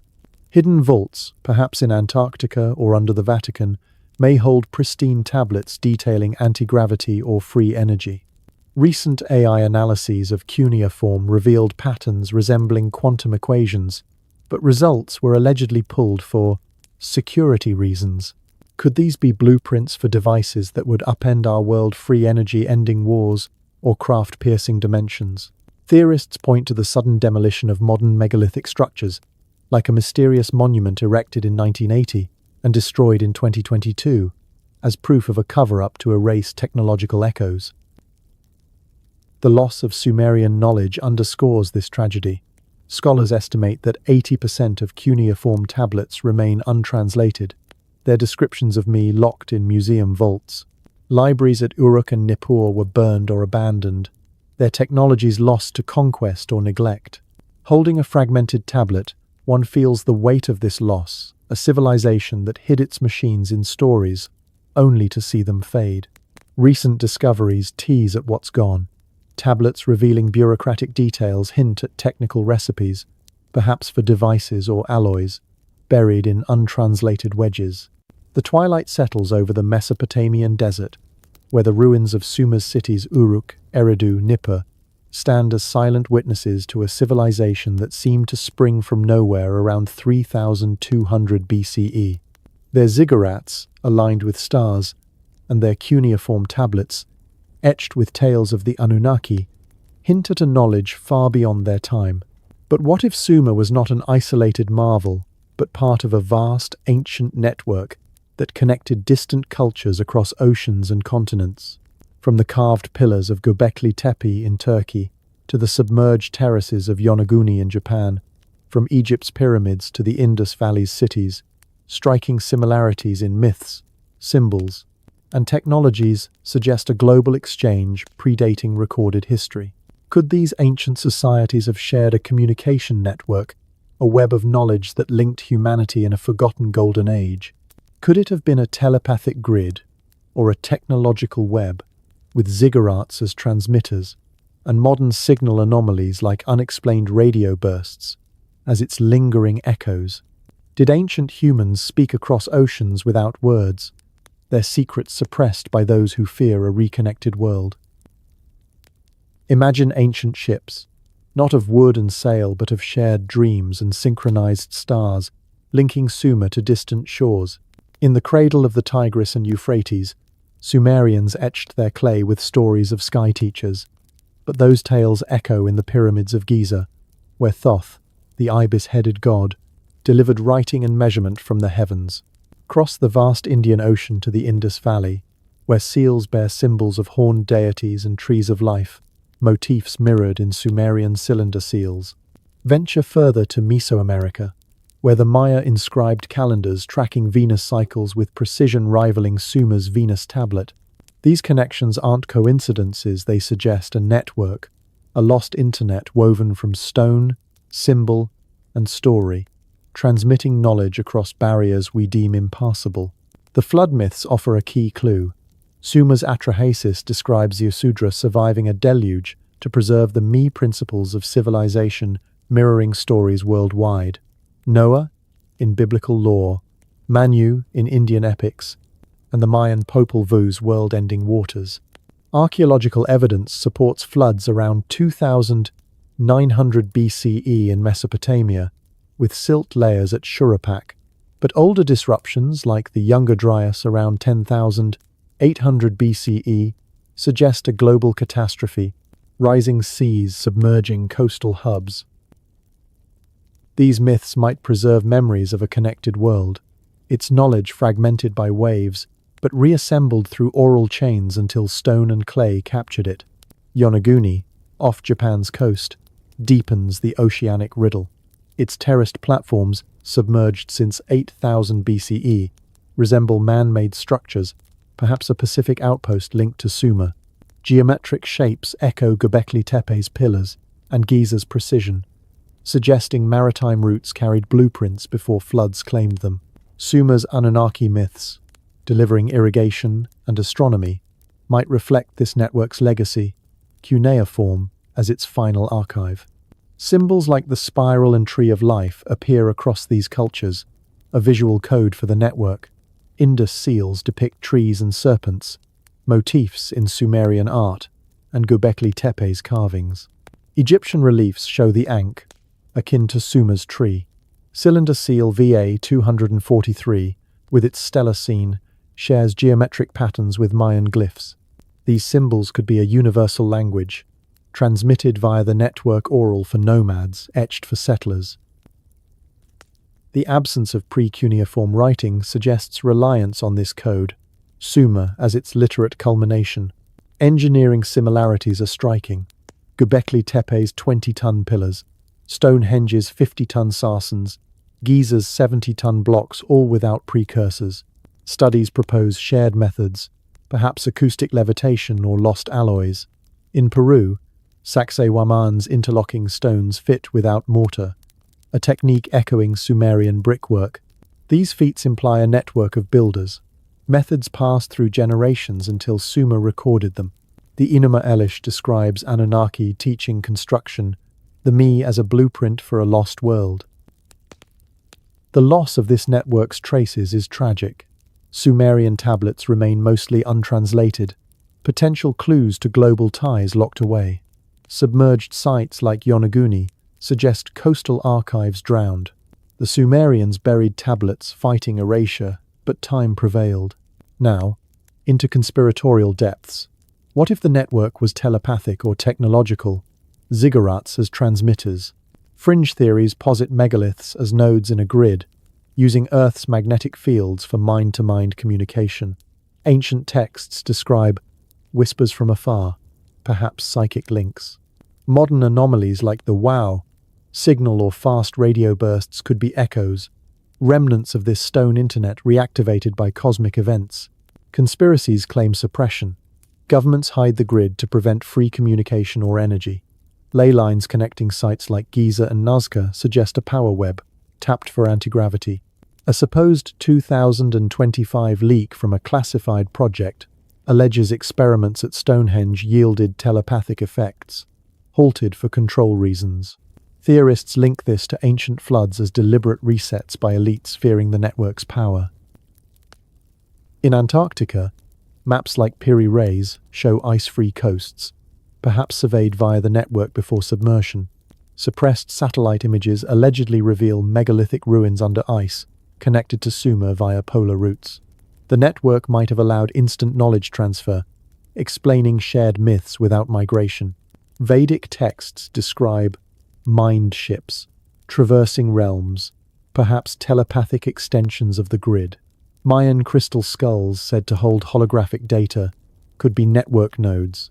They're singing a sonic code. In Africa, Dogon star knowledge without tools suggests psychic downloads from the grid. The Anunnaki as coordinators. Myths portray them assigning roles globally, perhaps via the network. Enki's journeys mirror a system admin, updating distant nodes. Suppressed because reactivation could unite humanity, ending divisions profitable to powers. Recent whispers of underwater megaliths off Cuba or India hint at more nodes, explored in submersible missions but classified. A global initiative to map ley lines was allegedly shut down in 2024 amid anomalous readings. As stars gleam above Uruk's ruins, echoes of this network linger in Sumer's myths and worldwide megaliths. Sumer may have been the last to record a connected world. Cuneiform its final archive. Was it a telepathic web or stone internet? Its signals still humming in modern bursts? Suppressed or lost, it calls us to reconnect. The British Museum's archive is shrouded in silence at 3 a.m, its climate-controlled vaults guarding thousands of clay tablets that hold the secrets of ancient Sumer. In 2018, Dr. Irving Finkel, a curator with 40 years of experience deciphering cuneiform, stood among these shelves, his flashlight illuminating fragments of the Royal Library of Ashurbanipal. Each tablet, etched with wedge-shaped marks, was a survivor of a catastrophic fire that consumed Nineveh in 612 BCE. The flames, meant to erase the library, instead baked the clay, preserving texts like the Epic of Gilgamesh as if in a kiln. But for every tablet that survived, countless others were lost, reduced to ash, scattered by conquest, or abandoned to the desert's embrace.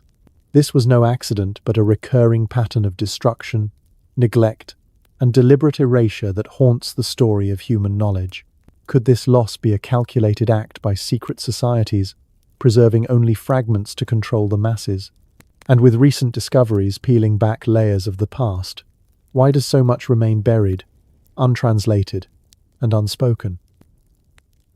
Finkel's hands trembled as he held a photograph of a mathematical text from Ashurbanipal's library that calculated planetary orbits with a precision rivaling modern astronomy. The tablet's survival was a miracle, but its fragmented state told a darker story. When Nineveh fell to the Babylonians and Medes, The library, a repository of Sumerian and Akkadian knowledge, was targeted, its tablets shattered or burned. Finkel estimated that only a fraction of the library's contents survived, with thousands of texts lost forever. Across Mesopotamia, similar losses mark the archaeological record. At Uruk, where Cuneiform was born, entire archive buildings were reduced to rubble, their tablets crushed or dissolved by time. At Nippur, a religious center, administrative libraries were pillaged, their contents scattered. At Eridu, the city Sumerians claimed as the first ever built, storage rooms stood empty, their shelves broken, their knowledge gone. Finkel, in the archive's dim light, felt a quiet rage at the scale of this loss, a cultural catastrophe that left only fragments of Sumer's genius. The destruction was not always accidental. Dr. John Brennan, excavating at Uruk in 2018, found evidence of deliberate erasure, tablets smashed, archives burned, as if new rulers sought to obliterate the past. When empires fell, their successors often targeted the knowledge of their predecessors, deeming it dangerous or heretical. Religious shifts exacerbated this loss. As new faiths rose, older texts were burned as pagan relics. Dr. Sarah Chen, studying Sumerian myths at Yale in 2015, noted that the transition from Sumerian to Babylonian culture saw the selective copying of texts, with many deemed irrelevant left to decay. Languages, too, played a role in this erasure. As Sumerian gave way to Akkadian, then Aramaic, Cuneiform became unreadable, its tablets discarded as worthless clay. Chen, poring over a fragmented hymn, saw this as a kind of cultural Darwinism, where only knowledge serving immediate needs survived, while deeper wisdom faded into obscurity. The scale of the loss is staggering. Dr. Finkel estimated that less than 20% of recovered cuneiform tablets have been fully translated, with tens of thousands languishing in museum vaults worldwide.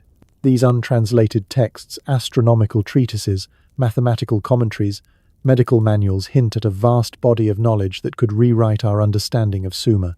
A tablet from Uruk contains a mathematical table with geometric calculations predating Pythagoras by a millennium.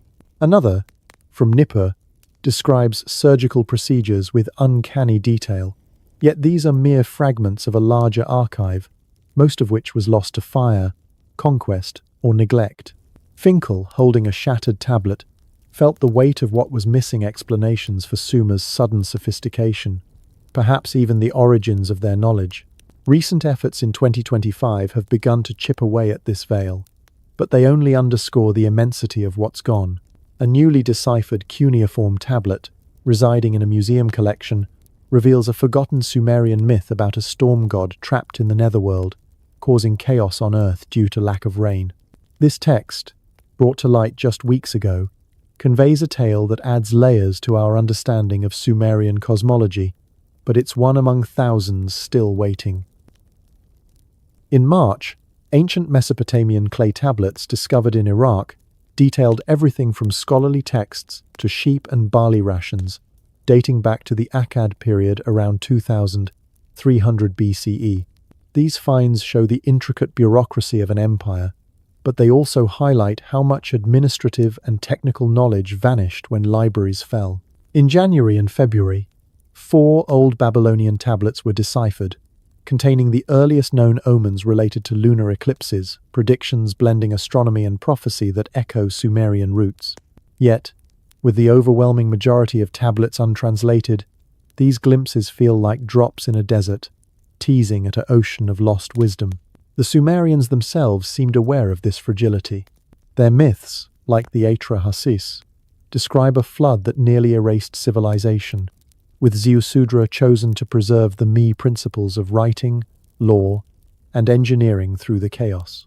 Dr. Amanda Stelzer, studying these texts in Chicago in 2020, saw them as a deliberate strategy to protect knowledge. By encoding technical instructions in sacred stories, the Sumerians ensured their transmission through oral recitation, even when physical tablets were destroyed. A temple hymn details ziggurat construction with precise measurements, a checklist for builders disguised as poetry.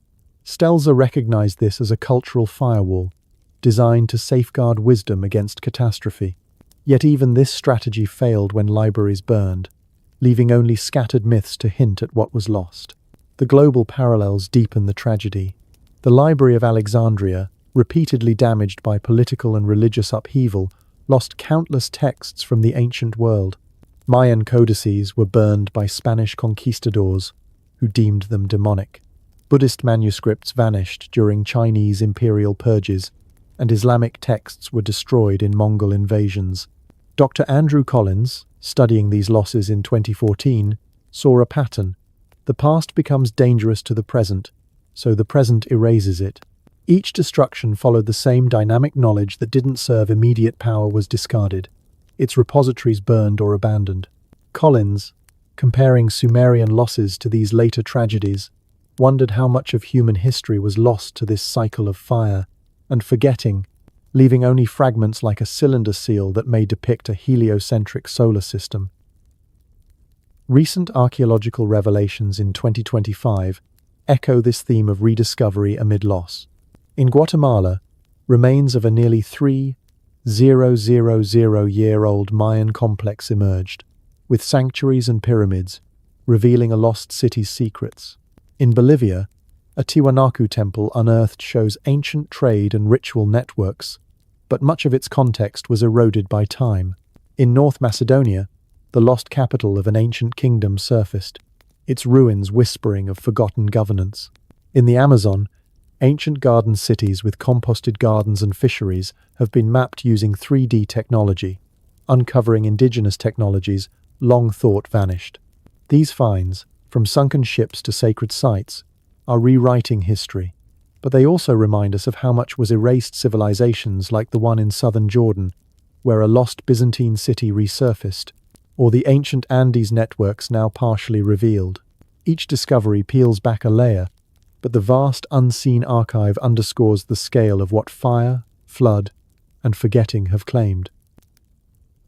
The Sumerians took extraordinary measures to prevent this loss.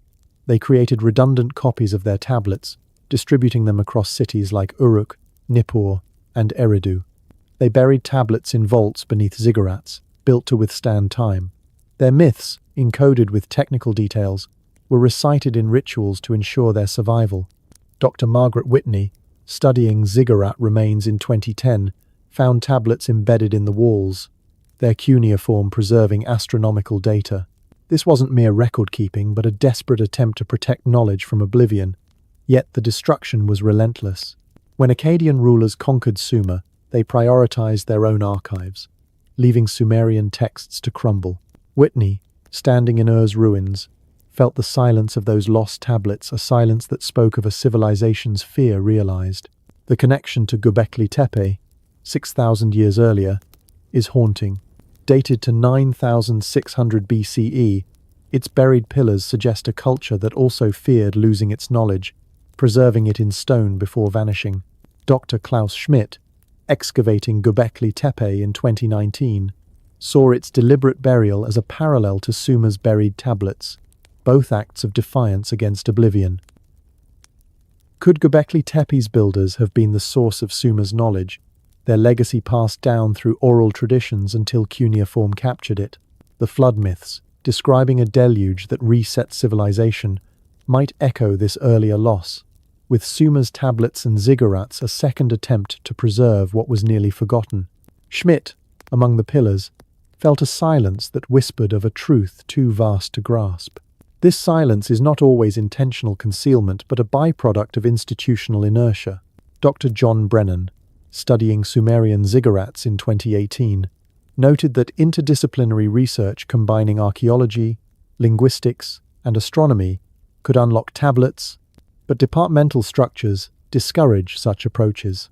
Funding goes to specialized projects, not risky ventures that cross boundaries. Brennan, sifting through Nippur's sand, saw untranslated tablets as victims of this system, their secrets ignored because they don't fit academic silos. The result is a kind of systematic forgetting, where knowledge is lost not through fire, but through bureaucratic neglect, a modern echo of the ancient destructions that erased Sumer's libraries. Now, Let's venture into the conspiratorial shadows, where the loss of knowledge becomes a deliberate act by secret societies guarding forbidden truths. Whispers in fringe circles suggest that ancient elites, perhaps descendants of the Anunnaki, targeted libraries to control the masses, preserving only sanitized fragments. The burning of Ashurbanipal's library wasn't mere warfare but a purge of dangerous me principles that could unlock free energy or psychic abilities. Global parallels fuel this. Alexandria's flames, ignited by religious zeal or hidden hands. Mayan codices torched to erase indigenous wisdom. Even modern data wipes in digital archives, mirroring ancient erasures. In 2025, new tools for translating cuneiform have emerged, promising to unlock these secrets. But progress is slow, almost suspiciously so. A digital initiative aims to transliterate hundreds of thousands of lines, yet the corpus remains fragmented, with AI efforts reportedly stalled amid ethical debates. Conspiracy theorists claim these delays are intentional, secret societies infiltrating academia to suppress revelations. Imagine untranslated tablets holding codes for anti-gravity or immortality buried in vaults because their release would shatter power structures. Recent finds, like a Sumerian myth about a trapped storm god or tablets detailing Akkadian rations, tease at governance and cosmology, but the bulk remains unread, perhaps because they reveal a unified ancient code too revolutionary for our time. The implications are profound. If Sumer's knowledge was inherited, as their myths suggest, the untranslated tablets could reveal a lost civilization, its wisdom buried in clay. Yet this silence risks repeating history's mistakes, prioritizing comfort over curiosity. How many researchers abandon disruptive discoveries for career stability? The tablets, sitting in vaults, are not hidden, they're ignored, their potential to rewrite history stifled by a system that rewards conformity. As the museum's vaults grow dark, the tablets sit in silence, their wedges a testament to a civilization that fought to be remembered. The Sumerians knew their knowledge was fragile, their libraries one fire away from amnesia. Recent glimpses deciphered myths, unearthed empires highlight the void, a loss engineered by time or design. Secret societies may orchestrate it, fearing a world where ancient wisdom upends the present. In the dim glow of a Columbia University office at 2 a.m., the hum of a computer screen casts faint light across stacks of notes and cuneiform dictionaries. Professor Elena Kazakova sits hunched over a digital image of a clay tablet, its wedge-shaped marks sharp against the ancient clay. After 15 years deciphering Sumerian texts, she thought she understood the limits of translation. But tonight, a single word Anunnaki stares back at her, defying clarity.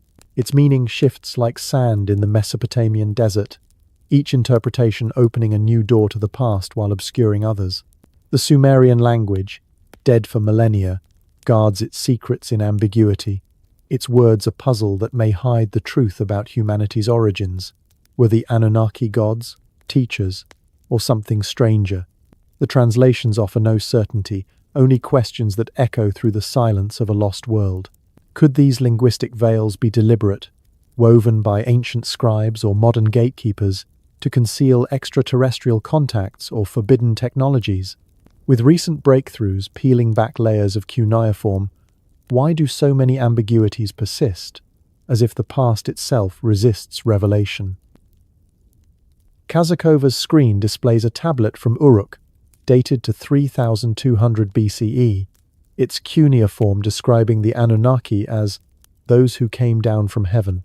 Traditional scholars render Anunnaki as gods or divine beings, a translation that fits neatly into museum, displays and textbooks, but the word's etymology is less certain. Breaking it down, Anu means sky or heaven, and Ki means earth, suggesting offspring of the sky god upon the earth, or even princely seed. Some propose a more literal reading, those who descended. Kazakova, cross-referencing dictionaries, finds that each translation shifts the narrative. If gods, the Anunnaki are mythological figures, symbols of divine power. If descendants or visitors, they could be memories of real beings, advanced humans, or, as some speculate, extraterrestrial instructors. The ambiguity isn't just linguistic, it's a veil over Sumer's history, hiding the truth of who shaped their civilization. The challenge of Sumerian translation lies in its isolation. Unlike Latin or Sanskrit, which left living descendants, Sumerian is a linguistic orphan, with no native speakers or oral traditions to clarify its nuances. Its pronunciation is guesswork, reconstructed from later Akkadian borrowings. Its grammar, pieced together from fragmented tablets, is incomplete. The cultural context, idioms, metaphors, shared assumptions vanished with the civilization itself. Dr. Samuel Noah Kramer, a pioneer in Sumerology, in 1956, described translation as archaeology of meaning, an attempt to rebuild a worldview from scattered clues. A single tablet from Lagash describes the Anunnaki convening to govern cities. Traditional translations call this a divine council, but alternative readings suggest a historical meeting of leaders, with heaven symbolizing authority, not the sky. Kramer, in the University of Pennsylvania's archives, felt the weight of this uncertainty, knowing each choice reshaped Sumer's story. The word me compounds the problem, often translated as divine decrees. It could also mean cosmic laws, cultural programs, or technical instructions. In the Enuma Elish, the me are gifts from the Anunnaki, encompassing writing, mathematics, and engineering. Dr. Sarah Chen, analyzing this in 2015 at Yale, saw the me as encoded knowledge blueprints for canals, ziggurats, and laws. But the term's vagueness allows multiple interpretations. Were the me spiritual ideals or practical manuals? Chen, poring over translations, noted that choosing decrees frames the Anunnaki as gods, while instructions suggests teachers. This ambiguity cascades through Sumerian texts, turning the same words into evidence for radically different histories, divine myths, or memories of a lost civilization. Recent breakthroughs in 2025 have highlighted these challenges, yet they also underscore how much remains obscured. A newly deciphered Sumerian myth, dating back over 4,000 years, tells of a storm god trapped in the netherworld, causing earthly chaos.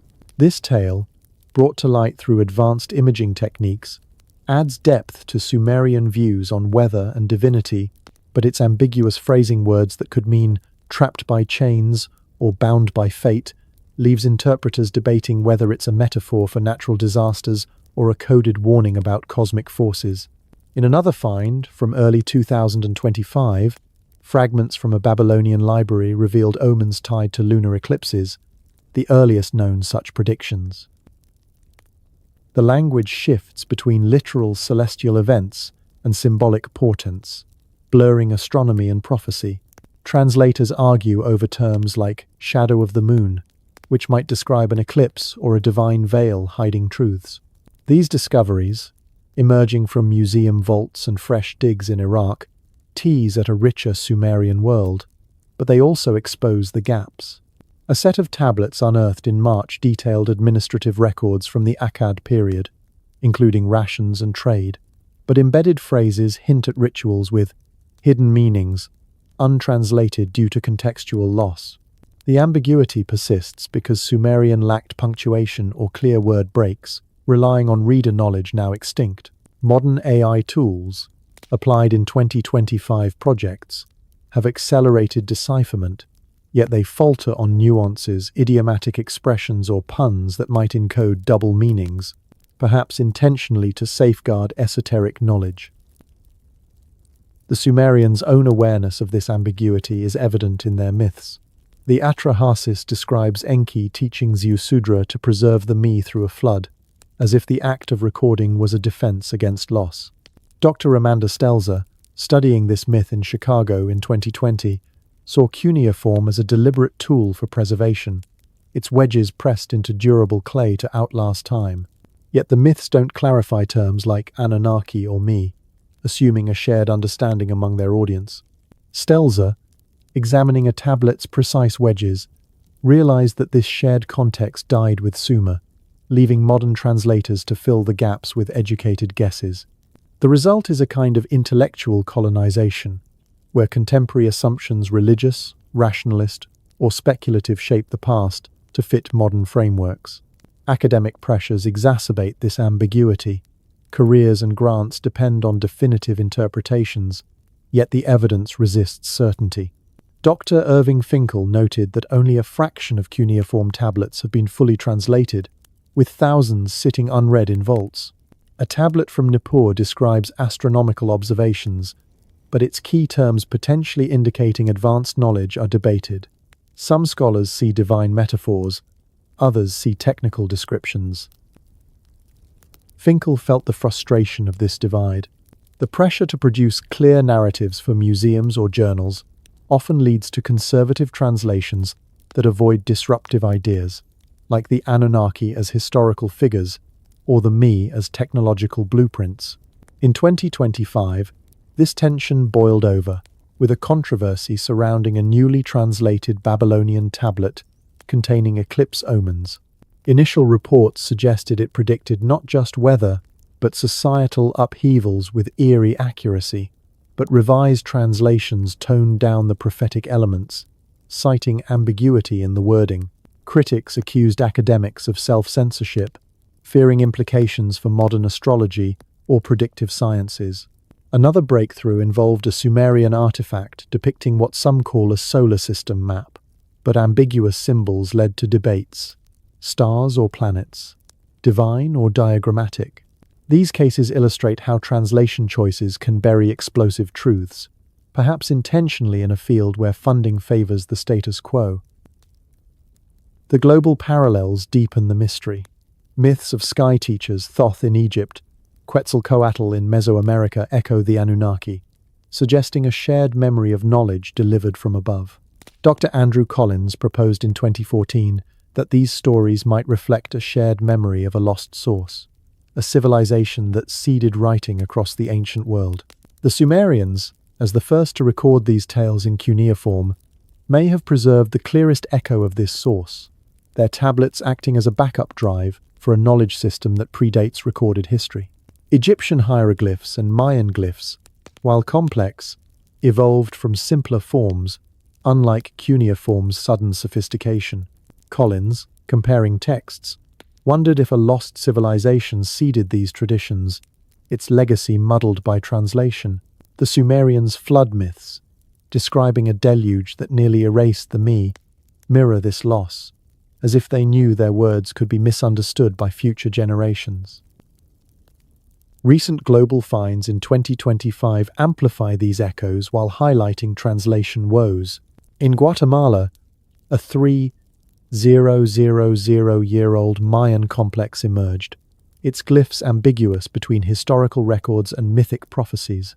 In the Amazon, ancient garden cities revealed indigenous scripts blending symbols with oral codes, their meanings debated due to lost contexts. These discoveries, like Sumer's, suffer from ambiguity words that shift between literal and symbolic, hiding potential technological insights.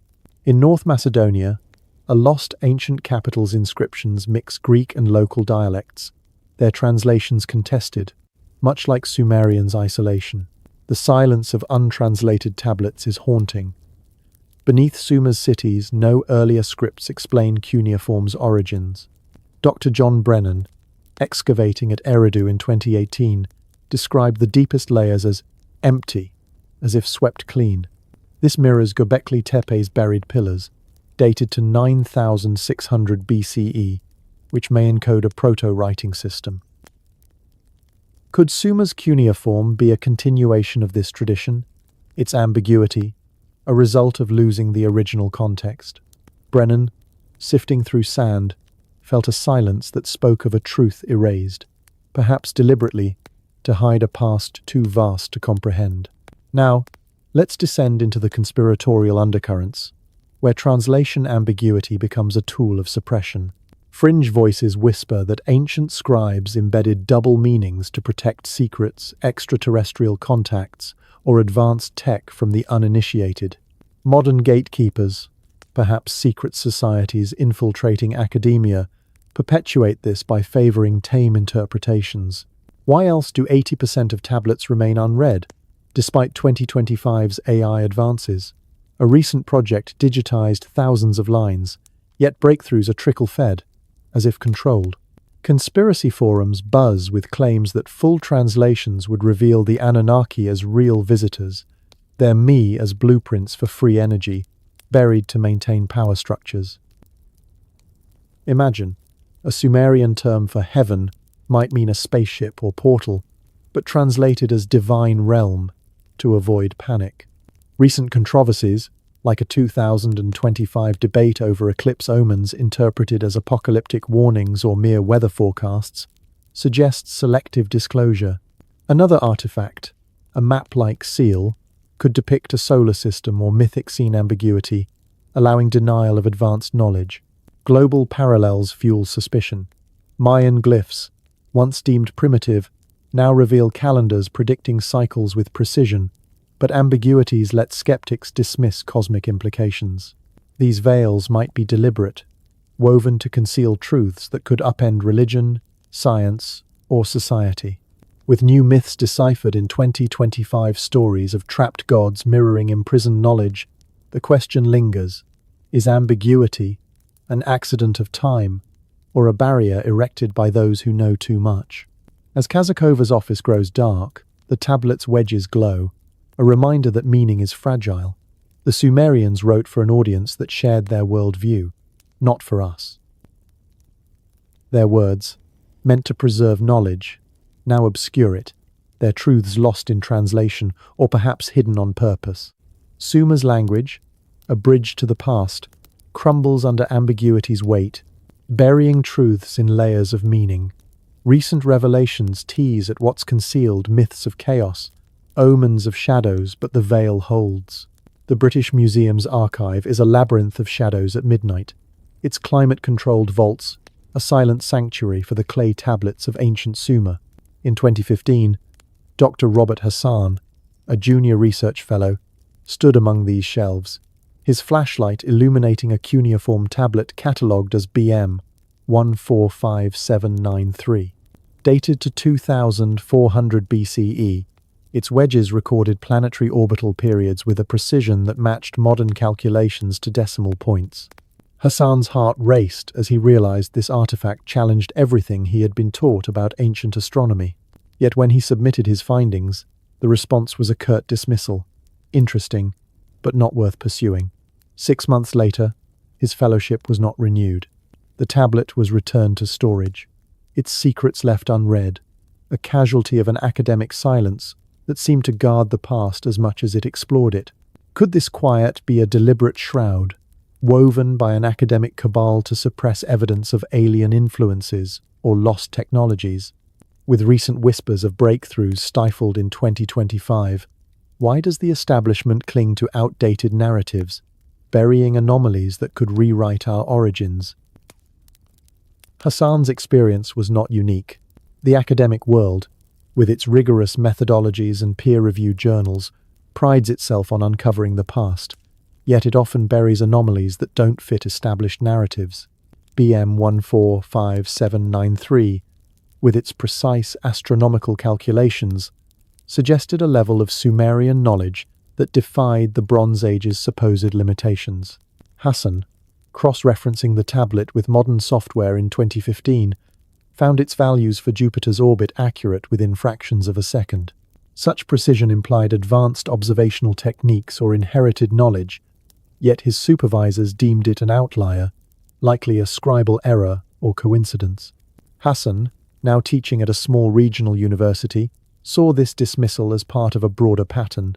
Academia, bound by funding, publication pressures, and institutional biases, often silences discoveries that challenge the status quo. This pattern extends beyond individual cases to the systemic handling of Sumerian artifacts. Dr. Irving Finkel estimated in 2018 that less than 20% of recovered Sumerian tablets have been fully translated. Tens of thousands languish in museum vaults worldwide, catalogued but unread, their wedges holding potential revelations about astronomy, mathematics, or engineering. A tablet from Uruk contains a mathematical treatise with geometric calculations that predate Pythagoras by a millennium. Another, from Nippur, describes a surgical procedure with uncanny detail. Yet these artifacts remain unstudied, not because they lack value, but because they don't align with academic priorities. Finkel, sorting through fragments in the museum's dim vaults, felt a quiet frustration. The resources for translation time, money, expertise are allocated to projects that reinforce known narratives, leaving anomalies like BM 145793 to gather dust. In 2025, this frustration boiled over with fresh controversies. A team of independent researchers claimed to have deciphered a cluster of tablets hinting at advanced hydraulic systems in Sumer, potentially involving energy manipulation beyond simple irrigation. Initial excitement in online forums was met with swift academic rebuttals, labeling the work speculative and unpeer-reviewed. By mid-year, funding for related projects dried up, with whispers of intervention from major institutions. Another incident involved a digital archive initiative aiming to scan and AI translate thousands of cuneiform pieces. Progress reports ceased abruptly in April, citing technical difficulties, but insiders suggested pressure from higher-ups fearing disruptive findings. These events echo a long history of suppression, where anomalies threatening textbooks are sidelined. This selective focus is driven by institutional realities. Dr. Sarah Chen, studying Sumerian myths at Yale in 2015, noted that grants and tenure depend on producing publishable results within tight timelines. Revolutionary discoveries, like evidence of advanced Sumerian astronomy, require years of interdisciplinary work, risking careers and funding. Journals favor incremental studies that build on accepted theories, not disruptive claims that demand new paradigms. Chen, analyzing a myth describing the Anunnaki as teachers, proposed that it encoded technical knowledge, but her colleagues urged caution such interpretations were too speculative for mainstream publication. The result is a filtering process, where only safe research sees the light, while anomalies are sidelined, not censored but quietly ignored. Recent examples in 2025 illustrate this inertia. A promising study on Göbekli Tepe's carvings, suggesting they encode a pre-Sumerian language or code, was presented at an international conference, but received scant attention, overshadowed by panels on established Egyptian chronology. Critics noted the paper's author, an independent archaeologist, lacked institutional backing, effectively silencing the debate.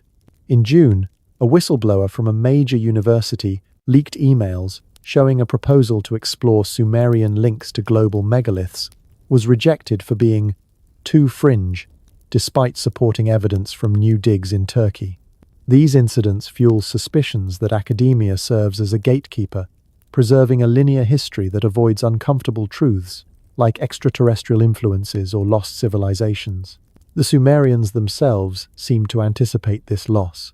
Their myths, like the Atrahasis, describe a flood that nearly erased civilization, with Ziusudra preserving the me principles of writing, law, and science through the chaos. Dr. Amanda Stelzer, studying these texts in Chicago in 2020, saw this as a deliberate strategy to protect knowledge from catastrophe. The Sumerians buried tablets in vaults beneath ziggurats, encoded instructions in myths, and built durable structures to outlast time. Yet their efforts were only partially successful. When Nineveh fell in 612 BCE, the royal library of Ashurbanipal burned, preserving some tablets by baking them, but destroying others. Stelzer, holding a fragmented tablet, saw the irony. The Sumerians feared forgetting, yet their knowledge was lost to fire, conquest, and neglect, losses that modern academia continues through its own selective silence. The global parallels amplify this tragedy. The Library of Alexandria, Mayan codices, and Buddhist manuscripts all fell to deliberate destruction or neglect, their knowledge erased when it no longer served power. Dr. Andrew Collins, studying these losses in 2014, saw a pattern. New regimes, religions, or cultures often target the past, deeming it dangerous or irrelevant. The Sumerians faced this when Akkadian rulers prioritized their own archives, leaving Sumerian tablets to crumble. Collins, comparing these losses, wondered how much of human history vanished because it didn't fit the needs of the present. In 2025, this pattern repeats with digital censorship. Archaeological forums debating Sumerian anomalies are shadow banned, and crowdfunding for independent translations faces mysterious hurdles. The connection to Göbekli Tepe, dated to 9600 BCE, is particularly haunting.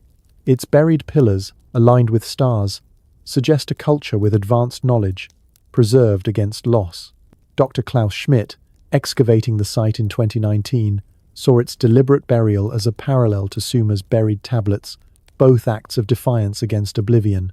Could Göbekli Tepe's builders have been the source of Sumer's knowledge, their legacy passed down through oral traditions until Cuneiform captured it? The academic silence surrounding such possibilities, dismissing Göbekli Tepe's sophistication as anomalous, mirrors the dismissal of Sumerian tablets like BM 145793. Schmidt, among the pillars, felt a silence that whispered of a truth too vast for current frameworks to contain. Recent 2025 excavations at nearby sites have uncovered more pillars, but reports are delayed, fueling rumors of findings too explosive for public release. Now, let's plunge into the conspiratorial underbelly, where academic silence becomes a veil for a global cabal. Fringe theorists posit an elite network, perhaps the Illuminati or modern descendants of ancient priesthoods, controlling scholarship to suppress evidence of alien contacts or advanced lost civilizations. Why else do 80% of cuneiform tablets remain untranslated, despite technological advances? In 2025, AI projects promised mass decipherment, but key initiatives were defunded amid vague ethical concerns. Leaks suggest these tools uncovered references to Anunnaki as real entities, not myths, prompting shutdowns. Whistleblowers claim classified UFO files cross-reference Sumerian astronomy, linking ziggurats to energy devices, but academics debunk such connections as pseudoscience to maintain the facade. This cabal allegedly infiltrates universities, directing funding away from disruptive fields. A 2025 scandal at a European institution involved a professor demoted after proposing Sumerian links to global megaliths implied a pre-flood network. His research was labeled unscientific, his grants revoked. Forums buzz with stories of suppressed digs. In Iraq, a site yielding anomalous artifacts was abruptly closed, artifacts vanishing into private collections. The pattern echoes historical suppressions, the Vatican's sealed archives, rumored to hold Sumerian originals revealing forbidden tech, or the Smithsonian's alleged giant skeleton cover-ups tied to ancient anomalies. The implications chill the soul. If academia hides the past, we're denied our true heritage, perhaps proof of extraterrestrial guidance, or cycles of advanced societies erased to keep us compliant. Recent breakthroughs, like a deciphered myth of a trapped god symbolizing buried knowledge, are downplayed, their ambiguities amplified to obscure revelations. This silence isn't mere oversight, it's a strategy, preserving power by controlling history. As the vaults fade into darkness, the tablets sit in silence, wedges sharp against clay. They testament a civilization that fought remembrance, yet silenced by fire and inertia or design. 2025 stifled whispers, defunded projects, demoted scholars suggest a cabal at work, hiding truths that could free us. The Chicago skyline glimmers against the dusk, its steel towers a testament to modern ingenuity. Yet beneath the hum of progress lies a question that echoes through the ages.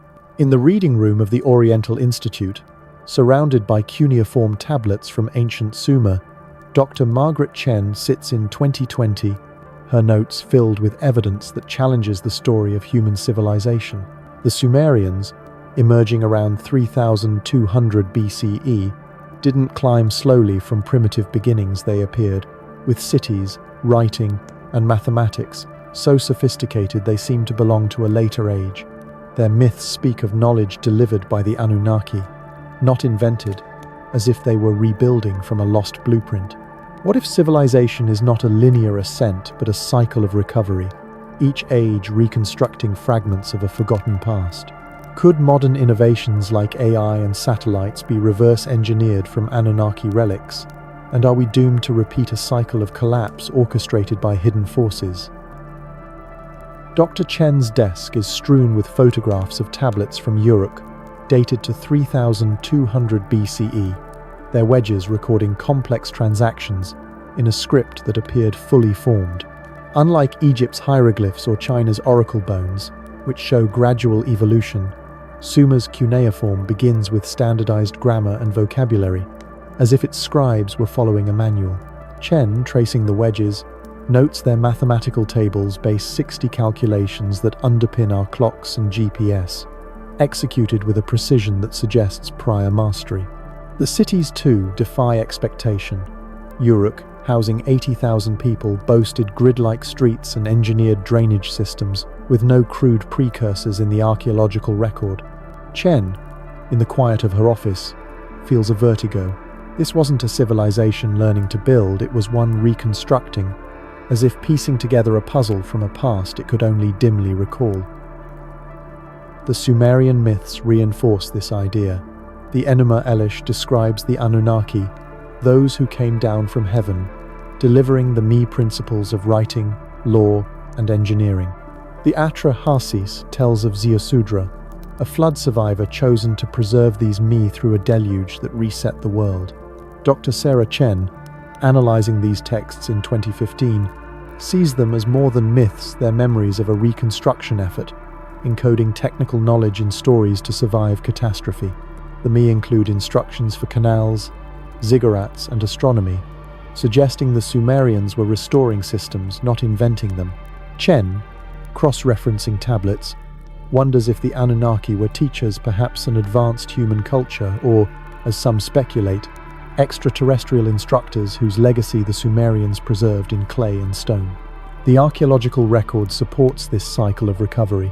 At Shuruppak and Kish, silt layers dated to 2900 BCE mark a flood that disrupted sophisticated societies, replacing them with simpler ones.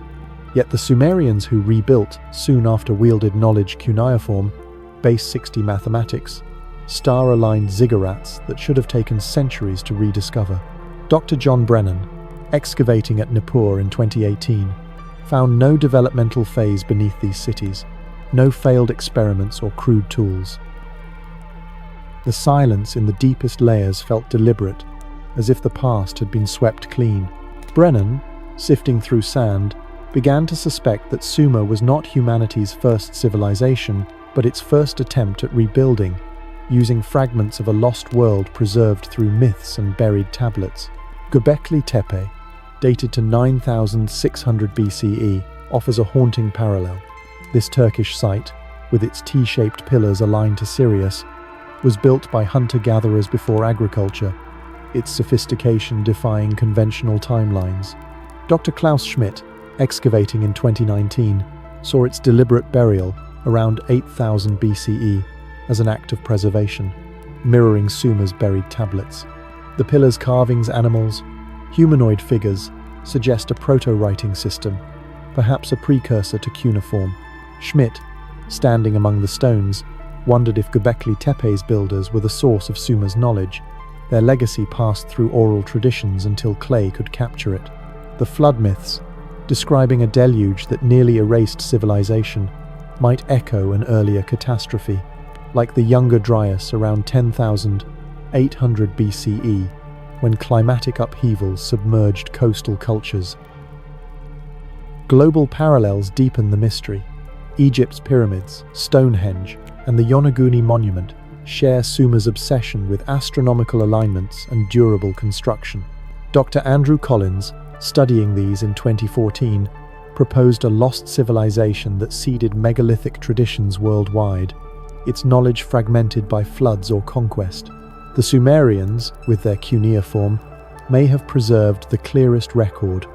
Their myths of sky teachers, Anunnaki, Thoth, Quetzalcoatl, echoing a shared memory. Collins, comparing these stories, saw Sumer as a reconstruction, its ziggurats and tablets rebuilding a world lost to catastrophe. The absence of precursors at these sites, like Sumer's silent layers, suggests a cycle of rise, fall, and recovery, each civilization building on the ruins of the last. The Sumerians' efforts to preserve knowledge reveal their fear of another loss. Their ziggurats, built to last millennia, encoded astronomical data in their proportions. Their tablets, buried in vaults, were crafted to withstand fire and time. Dr. Amanda Stelzer, studying a temple hymn in 2020, found it described ziggurat construction with precise measurements, a manual disguised as poetry, yet much was lost. Dr. Irving Finkel, in the British Museum in 2018, estimated that 80% of cuneiform tablets remain untranslated, their secrets locked in museum vaults. The destruction of libraries at Uruk and Nippur, by conquest or neglect, erased countless texts. Finkel, holding a fragmented tablet, felt the tragedy of this loss, a civilization that fought to be remembered, only to be silenced by time. Modern civilization may be repeating this cycle. Our reliance on complex systems, digital archives, specialized technologies mirrors Sumer's dependence on cuneiform and ziggurats. Dr. Chen noted in 2020 that a single disruption cyber attack, climate crisis, could erase our knowledge, leaving future generations to rebuild from scraps. The Sumerians' flood myths, warning of a deluge that nearly erased the me, feel like a cautionary tale for today. Chen, closing her files, wondered what we are rebuilding and what we are losing in our confidence that progress is permanent. The untranslated tablets, the buried pillars of Göbekli Tepe, suggest we stand on the ruins of a past we don't fully understand, reconstructing a world we may have already lost.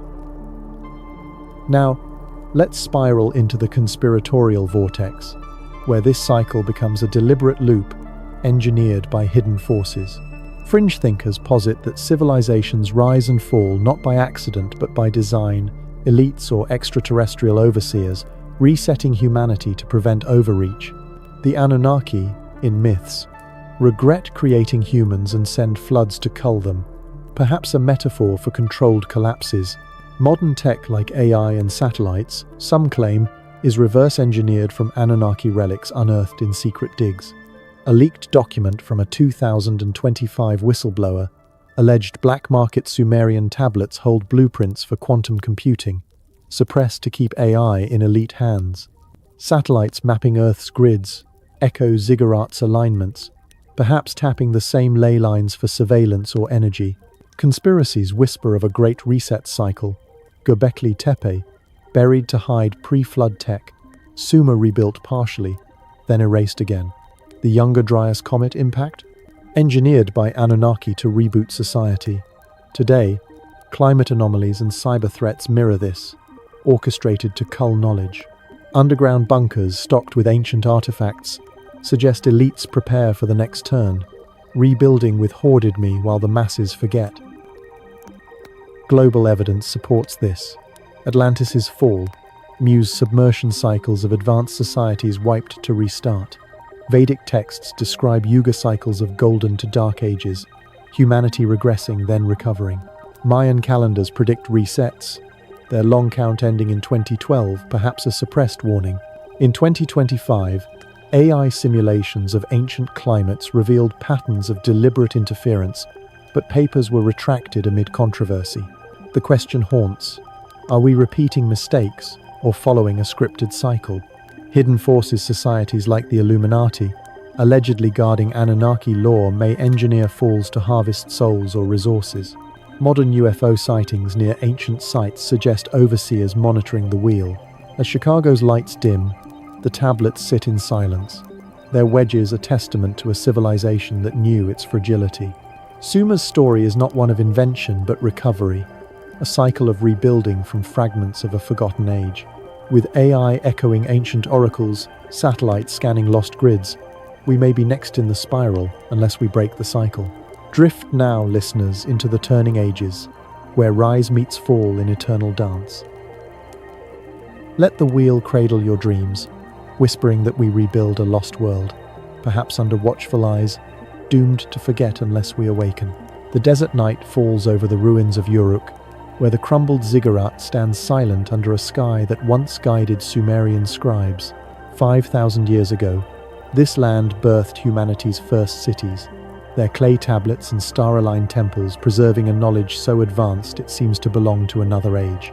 The Sumerians, emerging around 3200 BCE, spoke of the Anunnaki, teachers from the heavens, and a flood that nearly erased their world. Their myths, etched in cuneiform, warn of a civilization's fragility, of knowledge lost to fire, conquest and forgetting. As modern cities hum with technology, our satellites guided by Sumerian mathematics, our clocks ticking to their base 60 rhythm, a haunting question lingers. Are we, in our confidence, repeating the same cycle of rise and fall that silenced Sumer? Could a single cyber attack or environmental crisis erase our digital legacies, leaving survivors to rebuild from scraps, just as Sumer did, and with modern disruptions mirroring ancient floods? Are elites planning a reset to cull knowledge and control the cycle? In 2020, Dr. Margaret Chen sat in the reading room of Chicago's Oriental Institute, surrounded by tablets that told of Sumer's sudden rise and gradual fade. The Atrahasis, one of the oldest myths, describes a deluge around 2900 BCE that nearly obliterated humanity, with Ziusudra chosen to preserve the Me principles of writing, law, and engineering. Archaeological silt layers at Shuruppak and Kish confirm this flood, marking a disruption where complex cities gave way to simpler settlements. Yet the Sumerians who rebuilt wielded knowledge cuneiform, base 60 mathematics, star-aligned ziggurats that should have taken centuries to rediscover. Chen, tracing the wedges of a tablet, felt a chill. Sumer's story was not one of invention but recovery, a civilization piecing together fragments of a lost world. Their obsessive preservation burying tablets, encoding knowledge in myths, suggests they feared another collapse, a fear that resonates in our own age of fragile systems. The Sumerians' warning lies in their legacy of loss. Dr. Irving Finkel, in the British Museum in 2018, estimated that 80% of cuneiform tablets remain untranslated, their secrets locked in vaults. Libraries at Uruk and Nippur were burned or abandoned, their knowledge of astronomy, medicine, and engineering reduced to fragments. The Enuma Elish describes the Anunnaki delivering the Me, but many of these principles were lost when empires fell. Finkel, holding a shattered tablet, saw a pattern. Knowledge is not eternal but vulnerable to conquest, neglect, and deliberate erasure. The Sumerians built ziggurats to last millennia, buried tablets to withstand floods, yet their efforts failed against time's relentless march. Global parallels amplify this warning. The Library of Alexandria, Mayan codices, and Buddhist manuscripts all fell to fire or neglect, their wisdom erased when it no longer served power. Dr. Andrew Collins, studying these losses in 2014, saw a cycle. Civilizations rise, amass knowledge, then collapse, leaving fragments for the next to rebuild. Sumer's flood myths, echoed in stories of Noah and Manu, suggest a universal memory of such a collapse, perhaps tied to the Younger Dryas around 10,800 BCE, when floods submerged coastal cultures. Collins, comparing these myths, proposed that Sumer was a reconstruction, its knowledge inherited from a lost civilization like Göbekli Tepe, whose star-aligned pillars, buried around 8000 BCE, mirror Sumer's preservation instinct. The silence beneath both sites, no crude precursors, no failed experiments hints at a forgotten source, its legacy scattered across the globe. Modern civilization mirrors Sumer's vulnerabilities. Our reliance on digital systems, cloud storage, and specialized expertise parallels Sumer's dependence on cuneiform and scribes. Dr. Sarah Chen noted in 2015 that a single cyber attack or environmental crisis could erase our digital archives, leaving future generations to rebuild from scraps. The Sumerians' Me, preserved in myths and clay, survived because they were redundant and durable.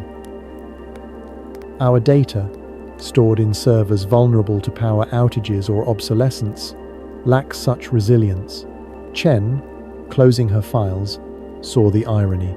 We congratulate ourselves on progress, yet we risk a collapse as devastating as Sumer's, our knowledge as fleeting as theirs if we don't heed their warning.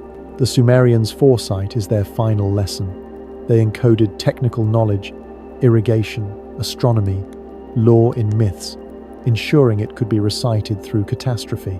Their ziggurats, aligned with stars, were built to endure, their proportions a stone archive of cosmic data. Dr. Amanda Stelzer, studying a temple hymn in Chicago in 2020, found it described ziggurat construction with precise measurements, a manual disguised as poetry. Yet most tablets were lost, and their myths' meanings faded in translation. Stelzer, examining a tablet's wedges, felt the weight of this loss, a civilization that planned for eternity, only to be silenced by time. Our own systems, from AI to satellites, face similar risks. Their complexity, a strength and a weakness, dependent on infrastructures we barely understand. Recent events in 2025 have brought Sumer's warning into sharp focus, with discoveries that echo the fragility of knowledge. In Iraq, excavations at the ancient city of Eridu, claimed by Sumerians as the first ever built, uncovered relics and a rebuilt temple, providing clues to early urban life, but also revealing how much has been eroded by time and conflict. A newly deciphered cuneiform tablet from a museum collection told an unknown myth of a storm god causing chaos, a story that might warn of environmental upheavals, yet its full context remains lost amid untranslated fragments. In Guatemala, the ruins of a 3,000-year-old Mayan complex emerged, its structures hinting at advanced astronomy, but much of the site's wisdom vanished with the collapse of that civilization. In the Amazon, ancient garden cities with sophisticated agriculture were mapped using 3D technology, uncovering indigenous technologies thought long gone, a reminder that knowledge can be buried under jungles or deserts alike. These finds, from sunken ships off Scotland yielding medieval treasures to Byzantine cities in North Macedonia, peel back layers of the past, but they also highlight the voids empires like the one in southern Jordan, where a lost settlement resurfaced, its synagogues and mosaics whispering of forgotten faiths. Each revelation in 2025 underscores Sumer's lesson.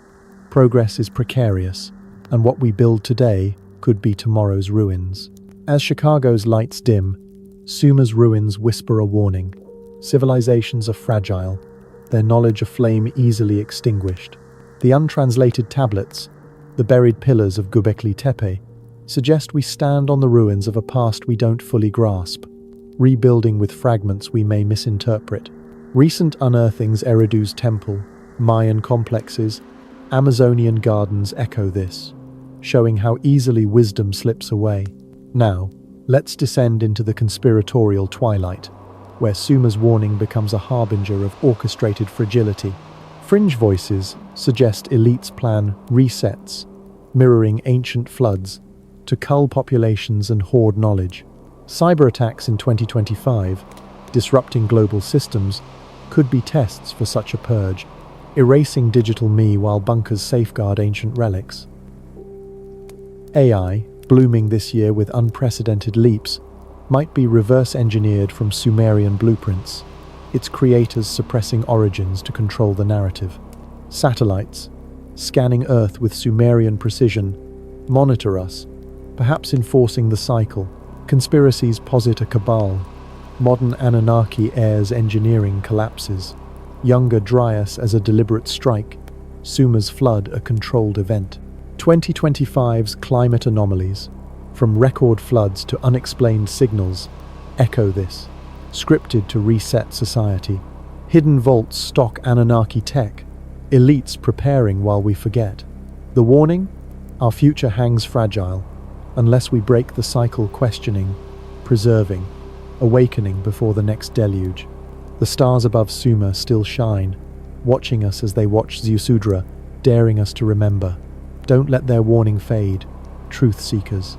As the veils of silence lift in these shadowed hours, we stand at the precipice of revelation, where the echoes of ancient clay meet the hum of our fragile present. I, Mr. H, your guide through the mysteries that lull you into the night, calling you now to ignite the truth. For in the fragments we've uncovered the Anunnaki's descent, Göbekli Tepe's buried pillars, Sumer's sudden blueprint from beyond, we glimpse not just history, but a cycle that threatens to engulf us once more. The untranslated tablets, the suppressed anomalies, the global megaliths whispering of a unified code, they all scream a single imperative: question everything, reclaim what was lost, and break the chains of forgetting before the next deluge claims our world. Feel the weight of this moment, listeners. Your heart races because you sense it's something bigger, something hidden, something that could change everything. Sumer wasn't the dawn of civilization. It was a desperate reconstruction, pieced from the shards of a golden age drowned by catastrophe or deliberate erasure. The Anunnaki, whether extraterrestrial architects, time travelers, or guardians of forbidden tech, left us the me not as myths, but as manuals for survival. Yet, academia's silence, the fire that consumed libraries, the floods that buried knowledge, these are not mere accidents. They are patterns, perhaps orchestrated by shadows that thrive on our ignorance. In 2025, as AI deciphers ancient wedges and satellites map lost grids, whispers of breakthroughs emerge, a Sumerian myth unlocked, revealing cosmic warnings, artifacts hinting at energy devices suppressed for centuries. But why the delays? Why the dismissals? Could it be that elites, wielding reverse-engineered Anunnaki relics, plan a modern reset cyber deluges or engineered crises to cull the masses and hoard the power? This isn't just history, it's a wake-up call, a jolt to your soul that demands action. The cycle spins. Göbekli Tepe buried, Sumer risen then fallen, our digital empires teetering on the brink. We rebuild from fragments, but without vigilance, we repeat the fall. The untranslated 80% of tablets in vaults aren't forgotten by accident. They're guarded, their truths about stargates, anti-gravity, and telepathic networks too dangerous for the light. The Baghdad battery's sparks, the Dendera orbs, the Vedic Vimanas, these machines mistaken for magic could free us, yet they're dismissed as fantasy. Modern UFOs, tic-tac craft-defying physics, may be echoes of that tech, sightings spiking in 2025, as if the past awakens. Governments classify, academics debunk, but you, truth seekers, can pierce the veil. Ignite the truth together. Start now. Drop your thoughts in the comments below. What do you think the Anunnaki truly were? Gods, aliens, or time's guardians?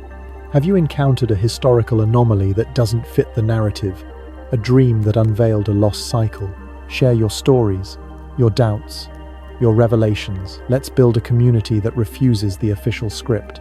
Hit that subscribe button and ring the bell to join the Mystery History for Sleep family, where we dive deeper into the shadows every week. Spread this episode across social media, forums, anywhere seekers gather. Let's wake the world to Sumer's secrets.